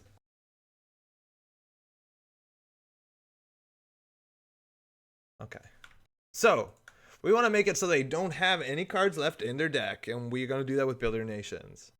So we got to figure out a couple things. What our agenda suite is, which is going to be hard. We can play agenda 18 points if we want to play 44. Might not be right. Like we could play 3-pointers and bury them and then play a bigger deck if we want. But we're going to be drawing into our power cards.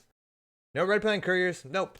I would do that if I'm playing Biotic. I don't like red playing couriers on its own. It doesn't do much, but we weren't looking to play a fast events deck. No matter what, red playing couriers in this deck isn't even fantastic because we still need to score 3 agendas. Like if this deck doesn't punitive out, I don't think it has any chance of winning.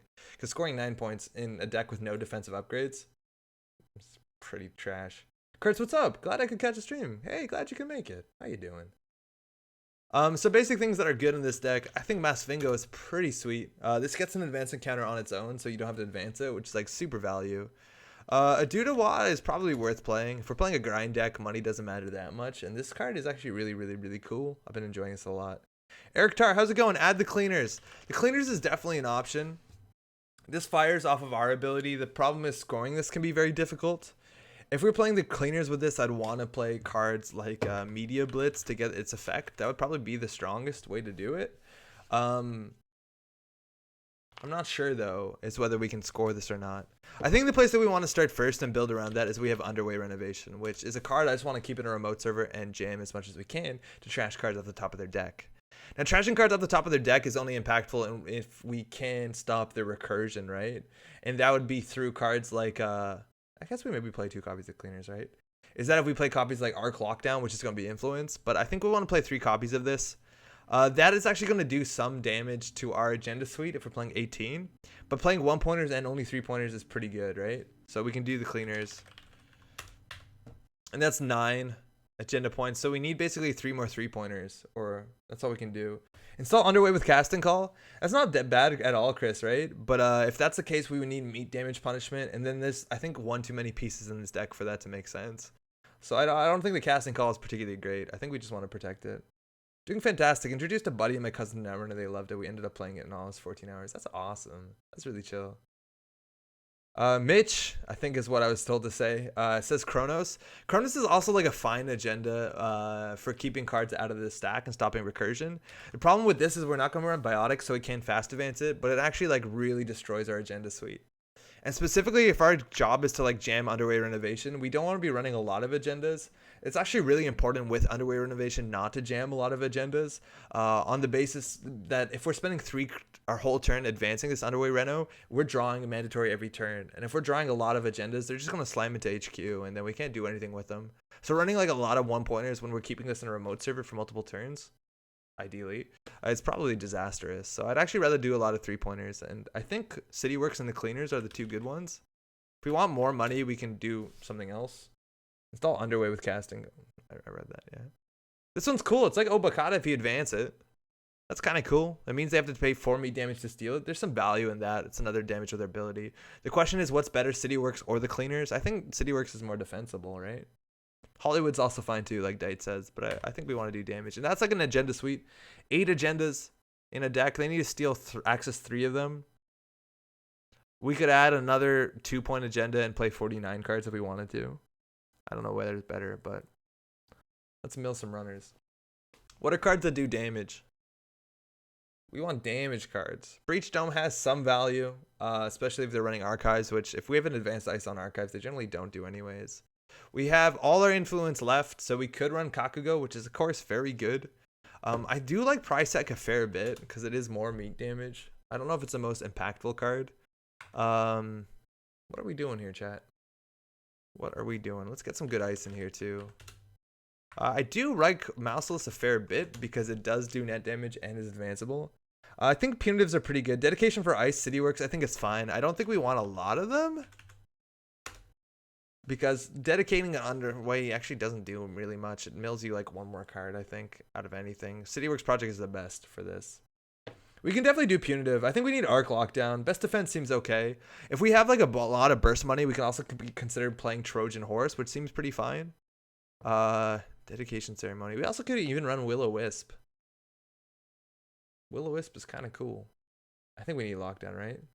That Wayland card no one plays. The Acid that trash from the top of the deck. Oh, Clyde Van Wright? That's a terrible card. Card's so bad. Yeah, it's Clyde Van Wright, right? This gives them a choice. I don't want to play that. If you can find the info Arc Lockdown, you could use it. Chronos, though, does goof up our agenda suite. Like, it doesn't help us win the game at any point, and maybe we don't win the game.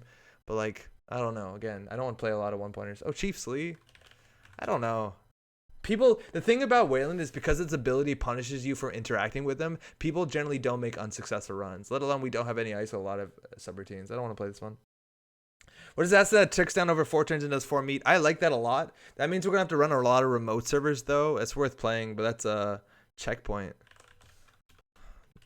Checkpoint isn't good, is it? What's the strength on checkpoint? 5, 6? What about stuff like Malinzi? I've never played Malinzi. Yeah, what about if we just play like Amor and stuff? Trash the top cards of the stack, trash Amor. That's 2 influence probably. Yeah, it seems about right. Lindsay is a hell of a card. The other deck, mind you, was running Sentries. This is like what? Yeah, this is more influence. That's a good card, though. 3 Snare, honestly, with Preemptive. Yeah, we definitely want Preemptive. I think we want to grind them out, so Snare seems pretty good. The thing is that we don't have unadvanced cards. An advanceable trap actually would be pretty sweet. Like in the other deck, it was a prime candidate, considering we were only running 3-pointers, to also run things like, was that Jadeki advanceable card? Bloodletter doesn't do enough. This gives them a choice, which is terrible. Actually, no, this might be exactly what we need. Maybe we want Bloodletter. What's the name of that card? That you advance it? And it does like 2 net damage? Why are there ants in here? It's the new Gene Splicer, that's it. Like, Gene Splicer is pretty cute. It's a nice double advance play that also does damage. And if you compile this, you put this on top of like, what's it called? So it can be lethal. Prysac. Is the new Wayland Ice good res when they approach the server? It's not. No. It's not. It's okay in a tagging deck. It works really cool with that operative with KP Land. But in this deck, no. Junebug is 1 influence. If they don't run Junebug, it does nothing, though. So I think actually if that's the case, we'd probably want to play Contract Killer, right? Because if they don't run Contract Killer, we do something really cool. If they do run Contract Killer, fuck them. I don't care. Is this better than Junebug? I actually like cards that always do something. Junebug sometimes does nothing. I think we play Contract Killer, right? Also, connections are good. We want to trash connections. I think we need punitive. We need money. We want to play hedge fund. We're going to be advancing ice, so we definitely want... Always when I build this deck, it's like 54 cards. It's a different deck, but I like reconstruction contract at a builder. Yeah, it does. I could see that. I could see that being really good. The thing is, like, how do you build a remote for it? Yeah, Gene Splicer seems good in this deck, too. I think we do need to play one copy of Consulting. Arc Lockdown.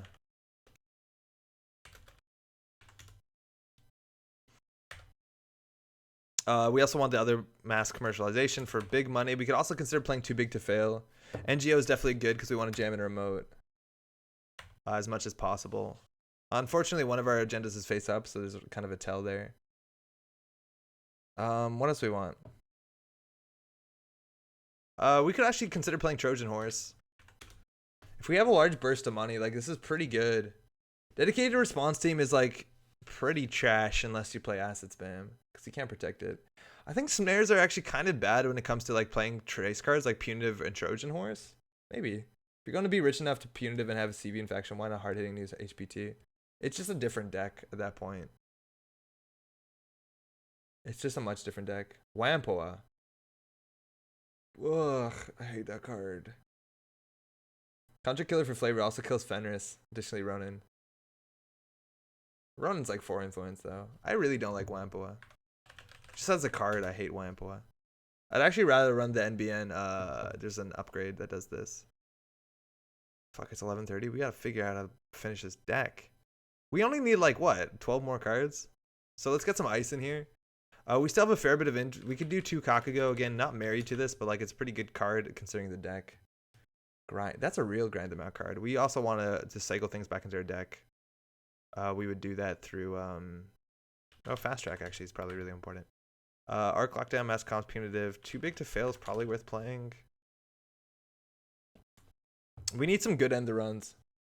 Ben Musashi, Rashida. Rashida's not great because if we want to just jam an underway renovation, we want to just keep it in that server for a while.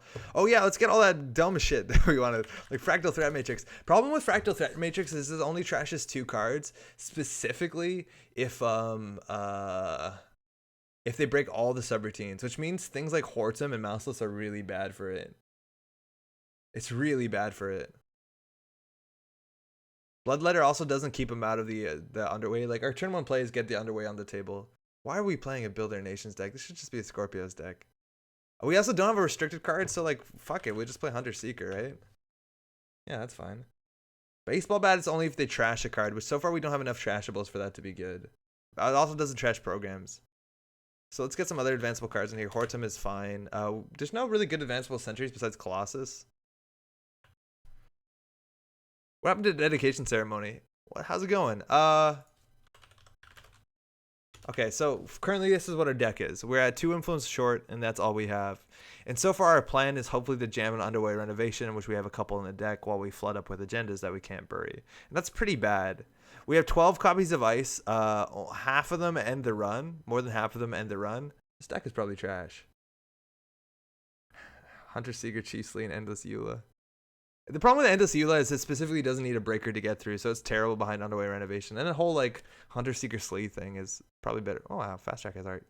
So we're not gonna know what these cards are, so like our test draws are absolutely useless. But like one of the best things we could play in here is Priority Construction, just so we can get an early big Hortum or Mouseless off, so we can start jamming the underway reno. Long-time fan of the show. It's my first time actually interacting with it. I could have expected that. I don't recognize the name, Eric T. How's it going, also? Thanks for dropping by and the kind words. Also, LD, what's up? Love the stream. Solid commentary on weekend. Glad you liked it, actually. I think the commentary turned out really good. And not just myself, obviously. People I commentated with and the other people just commenting without me killed it. Oh, man. So Dedication Ceremony is honestly probably one of the worst cards in the deck. Because, like, the only target we have for Dedication Ceremony is a turn 1 contract killer. And, like, to make CityWorks Project a bit worse to steal. Which I don't love, because we don't... Yeah, I don't love that. Too Big to Fail also might be wrong. I think IPO probably... No, actually, that's probably good. We want to go fast. On tap, we don't have Fractal Threat Matrix. What else do we have? Oh, from Ottawa. Yo, what up? Fuck. Priority Construction. This also gets 2 cards out of hand, which is really good for when you were just jamming an underway renovation. Oh man, did we just build a terrible deck again?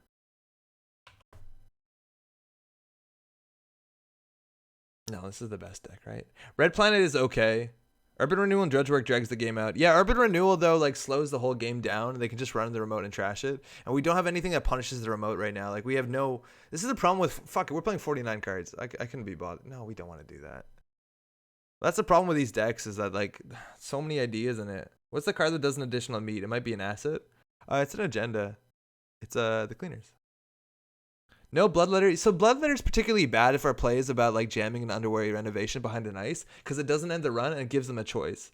So like Bloodletter to end the run, they don't trash a program, whatever, and they get the underwear renovation. Like we're gonna do more damage in long run if we can just like mass comm, if we can priority construction a Hortum and just jam an underwear renovation behind it. Wempo, it does seem really good. That's kind of a problem. We don't have a preemptive in this deck, but fuck it, we'll play one of those. We just drop one card. It's not going to be an ice. It's probably going to be too big to fail. Oh, this deck is terrible. Let's go, though. Double Arc Lockdown might be greedy. Nah, fine. We'll try it. Ben Musashi, 2 more net damage to steal. It's a 1-of in the deck, though. And you're right. Like, that's kind of what we want to do in this matchup. But if we wanted to do that, I wouldn't do this underway renovation. I'd play, like, Ben Musashi. I would play Prysac. Like, that's... and we'd also consider playing Data Loop at that point. Wempo is restricted, right? Yeah, Hunter Seeker gets us a card slot.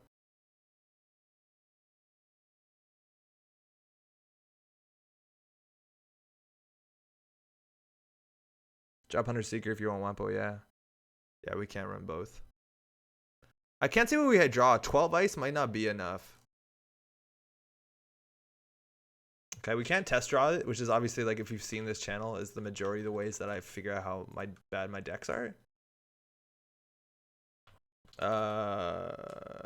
Grinder, Meat, Wayland. Oh no, why did I write all those words together?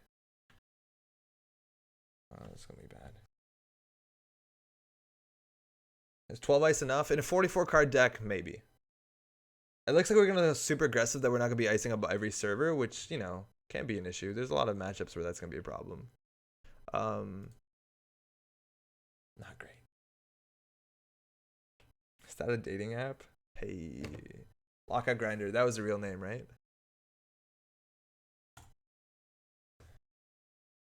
If you're just tuning in, this is what the intro looks like.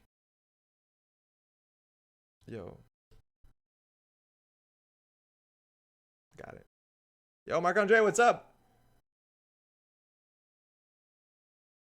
Gabinessa Woo. Okay. Did we make a bad SSO deck? Is that what we've done? Have we made a bad SSO deck? Casual Sorcery, Andre, help. I've started to play a lot of Netrunner with built-in card draw, and I don't know if I can go back. No, you're playing good Netrunner. All the fun IDs are the ones with built-in card draw. Max is fun. Geist is fun. Don't go back. Cards are the best thing you can be doing with your time.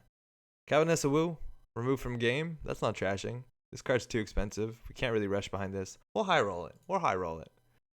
Damn, we're good. That's like largely the same hand. That's largely the same hand. All right, so they can pressure R&D turn 1 for sure. Thanks, you too. Getting us on R&D is pretty cute. I think we need to actually just jam an NGO front behind this. If they run into this, it does enough for us. We pay 3 for it. They take a net damage, take a tag. Seems good. Now, they know that there's not a lot of threats here, so like this largely is the thing. And even if they index here, if they spend a lot of money indexing us, like we might be able to punitive them out. Now, unfortunately, this card does no damage when it's not installed, so you want to install it. Modded Cyberdelia. We're going for the long game here. Not running. Happy with that. Ah, fuck me. Okay. Modding this early is strange, right? Because you're spending... I guess they spend nothing on it, but like it's going to be a while for this to be good. Only 5 credits. Didn't play hedge fund. Might not have it. Might have it. This is an issue, right? HQ is wide open, and I don't like that. Advancing this also has value. Don't know what to do with this hand here. We have a single punitive. Oh, good luck, us. Oh, boy. Visage. The baby face. Another slow card. Opting for this over Proco and Faction means they might want a leaner deck. Proco, mind you, is 3 credits, but it's strictly better. If you're going to be drawing more than once a turn. 3 credits more, though. You can play both, I guess. No, you can't. Well, because Proco, you don't. It's not like Laguna. But you actually click Proco. You don't actually click with this card. Feed them 2 city and shoot them in the face. It's really hard to feed them 2 city. They'd have to steal both of them. Like, if they just take 1 city, we're boned. Single access off the top of R&D. No traps here. If we draw Punitive, it's our best draw.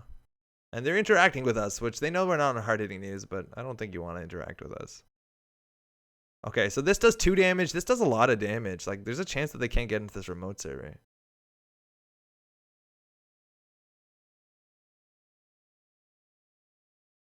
Like, they need to take 6 damage to get into here. They might be on Laguna and Baby. Nails, how's it going? Yeah, that's probably the best combination with this. Is if they're on Laguna and Baby, they both fire. You can drop them on the trash. Yeah, they don't fire from the trash, though. The thing is, as soon as they get 1 agenda off of R&D and then they run archives on a whim, like if they're on their laundry, we'll lose. So putting 6 points in archives is a bit risky. A single 3-pointer, maybe 4 points, I'd consider that. But check that out. Turning wheel. Looks like they're going to be slamming centrals. We actually have some pretty good built-in tech to turning wheel. Like, as much as a lot of our eyes ends the run, if they start hitting it, starts getting counters. And they have a very weak economy, not respecting their hard-hitting news. Like, just getting... I don't want to put this on R&D then, because then they run HQ, and that's where actually the ice is, or the agendas are. They actually trashed Counter Killer going down to 2 credits. Like, if this is a hard-hitting news deck, they're in such a bad spot. That's a really good card to see.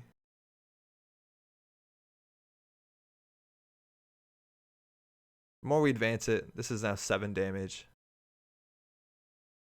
Seems okay.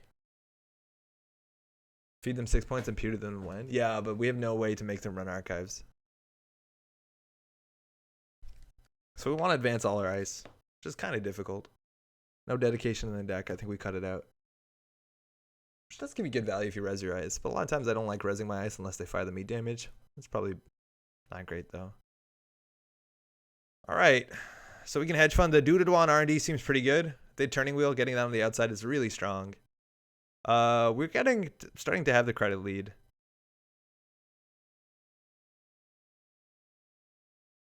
So we gotta slowly advance things. With the Doodadwa, you don't need to advance things. It does it for you.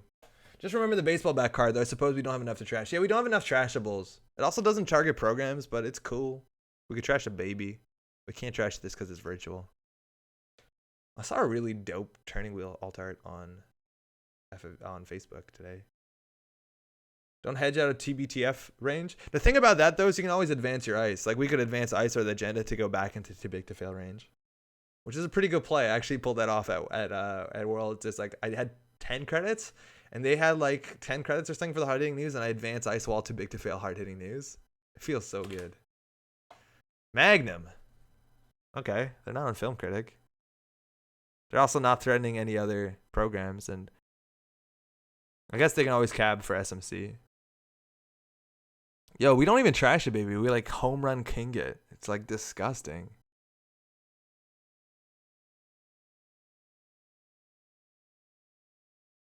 Ah, really? Really? Is that a problem? It might be, but it's like really slow for them to get into any other server. I think we score that. Be too big to fail, we give them a bit more value with Clunchip and SMC. I don't want to play it this turn. It doesn't really do much for us. I think they're going to try and win off of R&D. Oh, we have another click. Fuck me, I should have drawn. That's bad play, guys. Don't draw last click. Having 2 agendas in hand, though, like, I'd rather draw than click for credit. The chance of us drawing a next agenda is really bad, but, like, if they can't get into the remote, we know they're not on levy. We can go for the grind play. If that's the case, though, we'd want to end the run on here. So we have to either advance this twice or get like I think best case would be a barrier breaker. Oh, there's a lamb. Okay, so we can't trash that. We have no way to trash installables. We can let them have this largely. Like, it mills 2 cards. How good is that?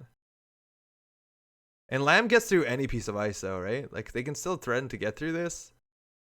It's pretty fucking expensive though. Yeah, whatever. I can let this one go.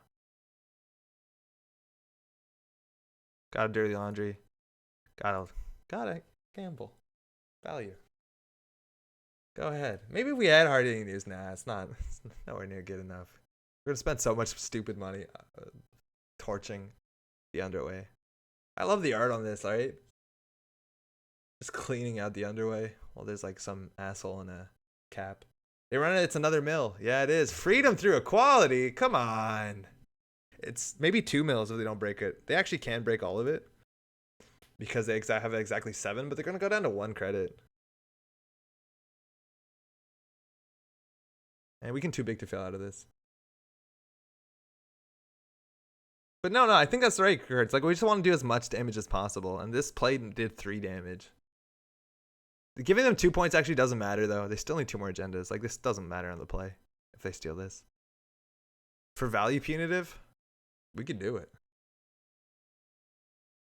This is not stolen, though. It's scored. So it doesn't does single damage. Count it. Oh, man, they're breaking all of it. Just let it fire. Just lose this. 1 credit.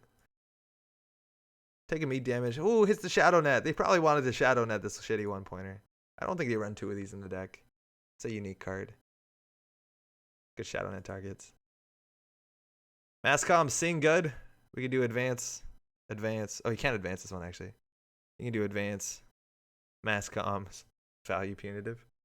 We could also jam this, but it's pretty bad. We know this is 1, 2, 3, 4, 5 damage. I think if we jam this, we actually can punitive them. Yeah, fuck it. The thing is, like, oh, if we install advance. Yeah, I think we install advance, but then we can't score it next turn. That's the biggest issue. So it has to be there for another turn. But they may run it and die to punitive. The thing is, we only have single punitive. So we gotta figure this out.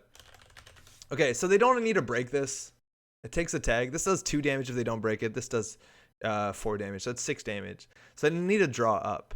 And if they have a diesel in hand, they can diesel into go up to 5 cards, draw, run, and then they can't do everything. The thing is, to BTF to bounce back. Yeah, we can always bounce back for punitive for sure. Even like mass comms is good for punitive. But the problem is if we leave this in the server, it's gonna be there for 2 turns. So then we just have to continue advancing. Let's try this. This might not be the right play. This could be strictly wrong. At 0 credits, they might want to charge this remote, which is fine. We already have 9 points, 10 points out of the game. So there's only like, what, 3 agendas in 29? No, that's not right. It's like 4 agendas in 29, so whatever. I don't care.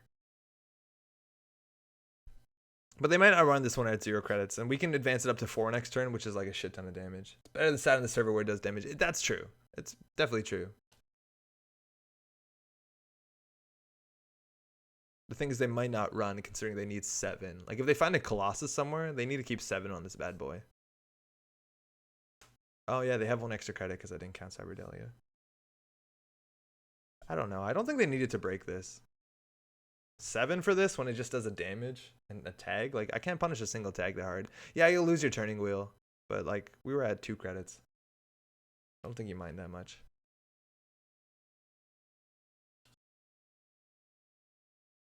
Man, these IDs are so cool when you pull full art behind them, right? Like, that's a terrible option, but there's some cool things to do there. Also, I don't understand. One of the prize supports were these tokens, like these nice gold tokens, but they give you like 6 single tokens. So, what are you meant to do? All right, so it's going to stay for another turn. No real surprise there. We got the fast track. So we can either too big to fail out of there, which is not the best play. We want to keep that in hand as a surprise. So we can do this. Advance. Advance. We're technically on game point. Can't fast advance out. Like, it's easy to put a hostile in this deck to score at the last point. But if they want to steal this is what? 7 damage. That's kind of cool. And then that means that they have to go all in on this. So it gives us some like access to some really cool plays where they can go all in on this, but then I'll put them into punitive range. So they're just crediting up. Looks like, my dude, that'll kill you. Sure.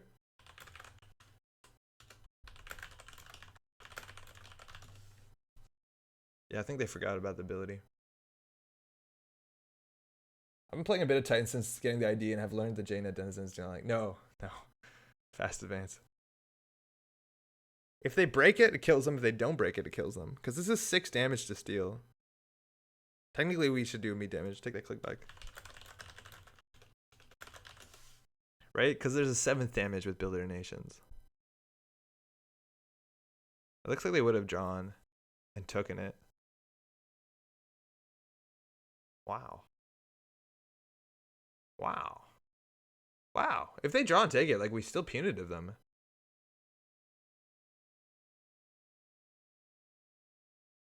Escher, huh? Do we show them what the mouseless is? Escher. If we res this, we can still score this out.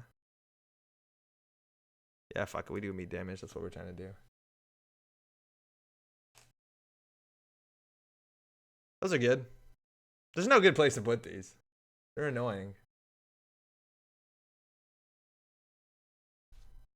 Like, I'm gonna spend 7? This is the thing where they take the tag last click, which seems pretty easy to do when we only have 0 credits on an agenda in the remote.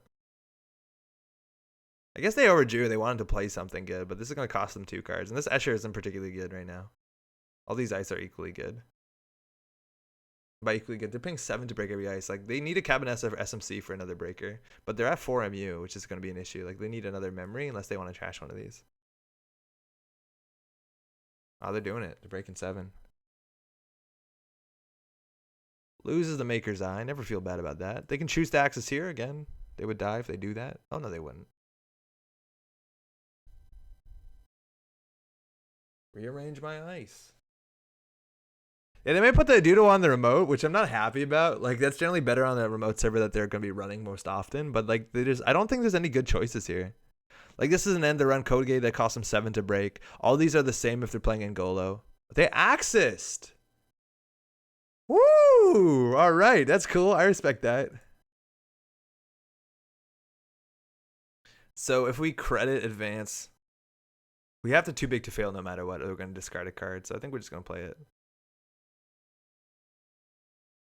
From here, what can we do? We can play Hedge Fund, which makes it a 1 and 4. I'm honestly feeling pretty good about that, considering we have a credit lead. We just need to draw the second punitive, but next turn we're probably going to be priority construction, so we're going to get cards out of hand. Maybe actually that's a reason not to do that. We could even consider fast tracking for the 1-pointer just to jam into the remote, though. Right? Like, if they get onto 3 agenda points, they still need 2 more to score, so, like, just doing some damage to their stack seems kind of valuable, and this is still 7 to get through, and they're doing it every time. Paragon, wild. That's another MU. That means they definitely want to run it once a turn, which is something we can make not good. Installing that and not using it on the same turn. I don't love that. I think we're paying that for 3. You want to play it? Oh, shit. Got a lot of agendas in hand. We never score that one anymore.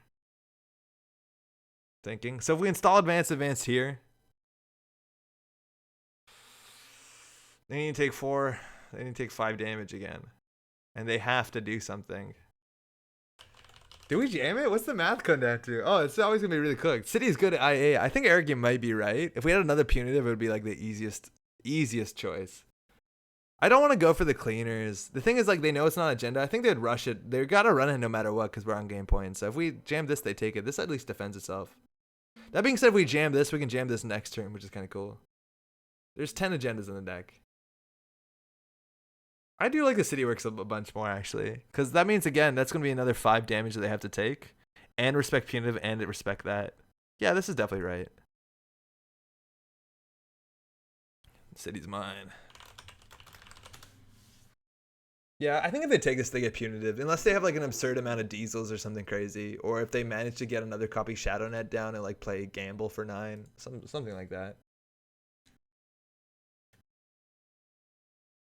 I think they have to let this fire, which is the problem. If they let this fire, we're in a bad spot. I think you can draw once to let that fire. Like, that's the only issue.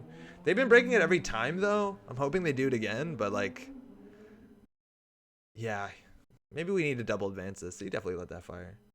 How much does it cost them to get in? 7? They get 2 back, so 5. If they let it fire, they gain 1. And that's the play we lose at. So we need to top deck like another punitive. Even a consulting might barely do it. But if they run this, clear the tag, take 4, I think we're fucked. I think that's the only issue. The cleaners might not be wrong, right? Because it seems like an NGO front, but If they take that, we're on game point. Totally, yeah.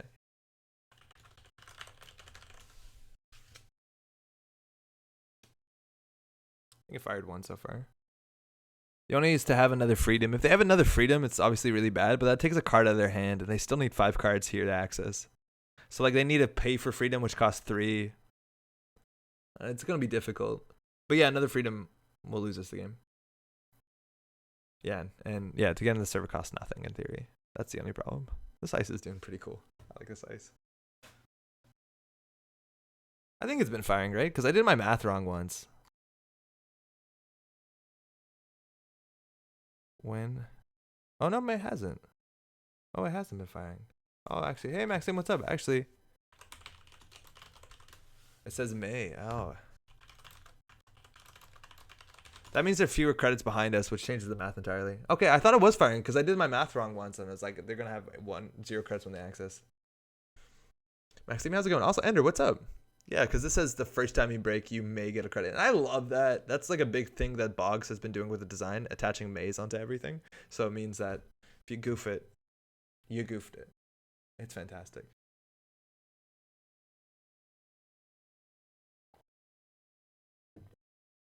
All right. Also run both central servers, or run remote, run HQ has a chance of winning the game.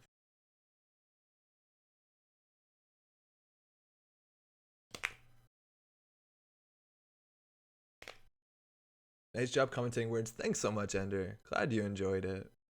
Had a lot of fun doing it. Huge shout out, obviously, to Ben and everyone I commentated with. Just like an absolute pleasure. Was losing my voice pretty bad after day 1A. Day 1B, excuse me. But actually, hold on. It's also super hard to implement into JNet. Yeah, there's a lot of like triggers that are hard to implement into JNet.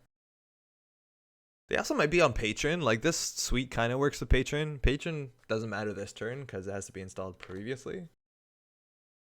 But that'd be an issue if we're trying to do damage to them. I guess it helps them mill themselves. Maybe we want that. 11:54. 11:55 now. We got 5 minutes to close this game out. Before the lights shut off here and I turn back into a pumpkin. Let's go. Can we do it?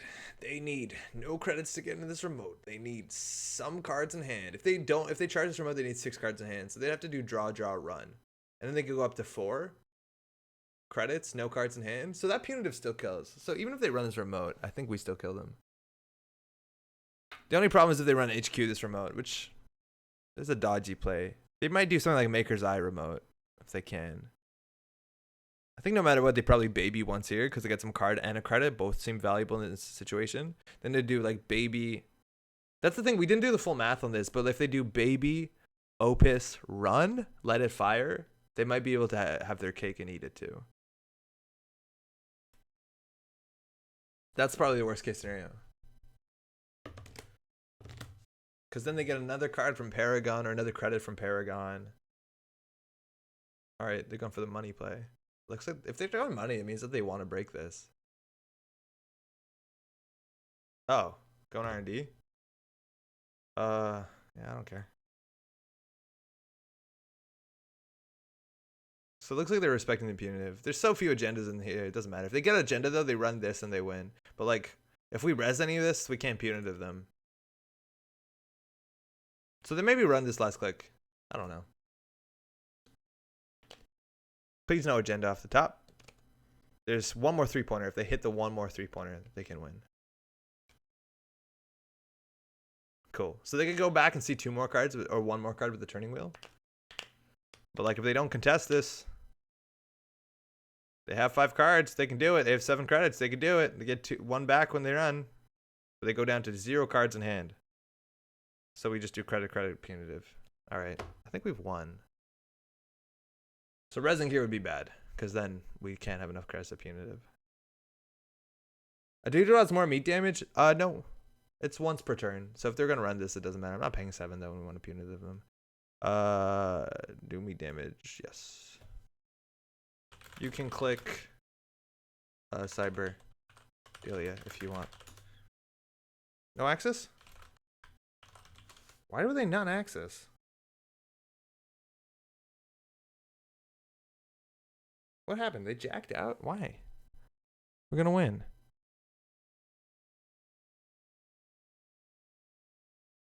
Why would they run that on Axis?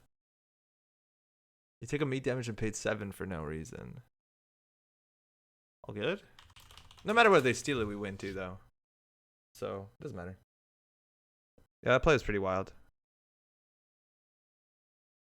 There's no source. I don't know. I'm just going to hit this 3 times. All right, 9 points. Let's go. Good game. We didn't grind them out. This person, I know this person. They're from my meta. They've been playing for a while.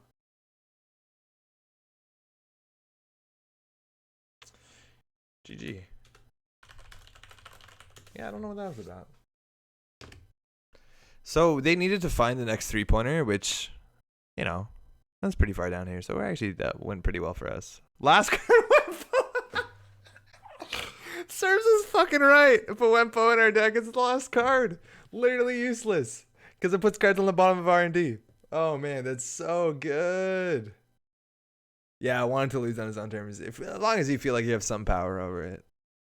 It Wempo it itself, man. And that being said, like that was a hand that we might have been like, fuck it, Wempo it. We drew 12 points of agendas, right? In like the top 15 or top 20.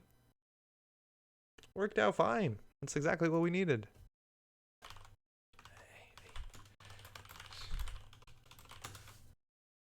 That's great. That's super cool. It's 11:59. That's largely all for tonight.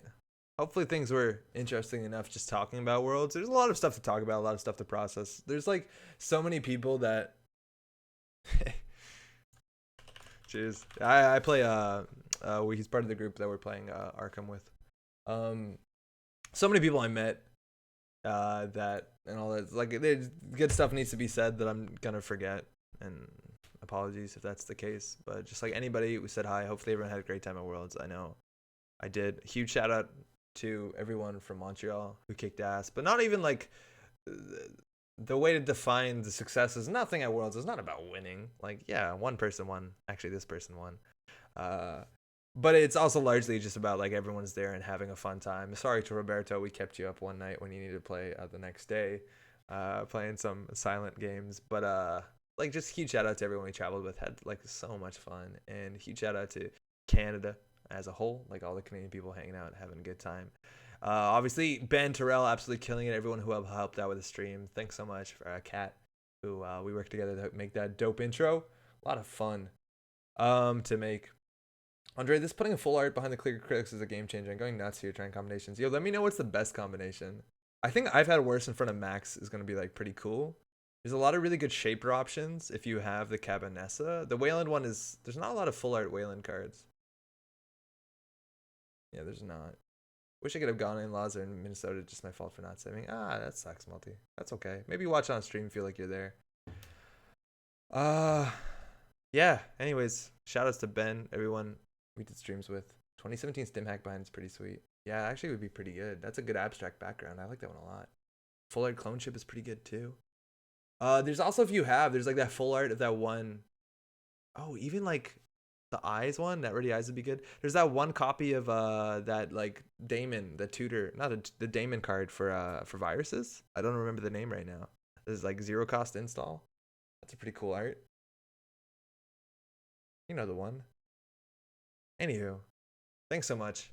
We'll be back on Thursday next week. We'll be playing some stuff, probably preparing for it a bit more, building decks, because less time is spent around here.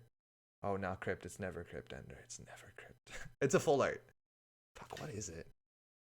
Damn it. Damn it. Gotta find it. Don't. Yeah, progenitor. Thank you, Apathy Addict. Yeah, that's what the art looks like right there. Hopefully this gets sorted out. There's anywho, that's all I gotta say. Thanks so much for dropping by. Hopefully that talk about Worlds was good. Sorry about that deck. Thanks to all the people we played games against and everyone I met at Worlds. All the best. Hopefully we cross paths sometime in the future. I know a lot of you. We definitely will.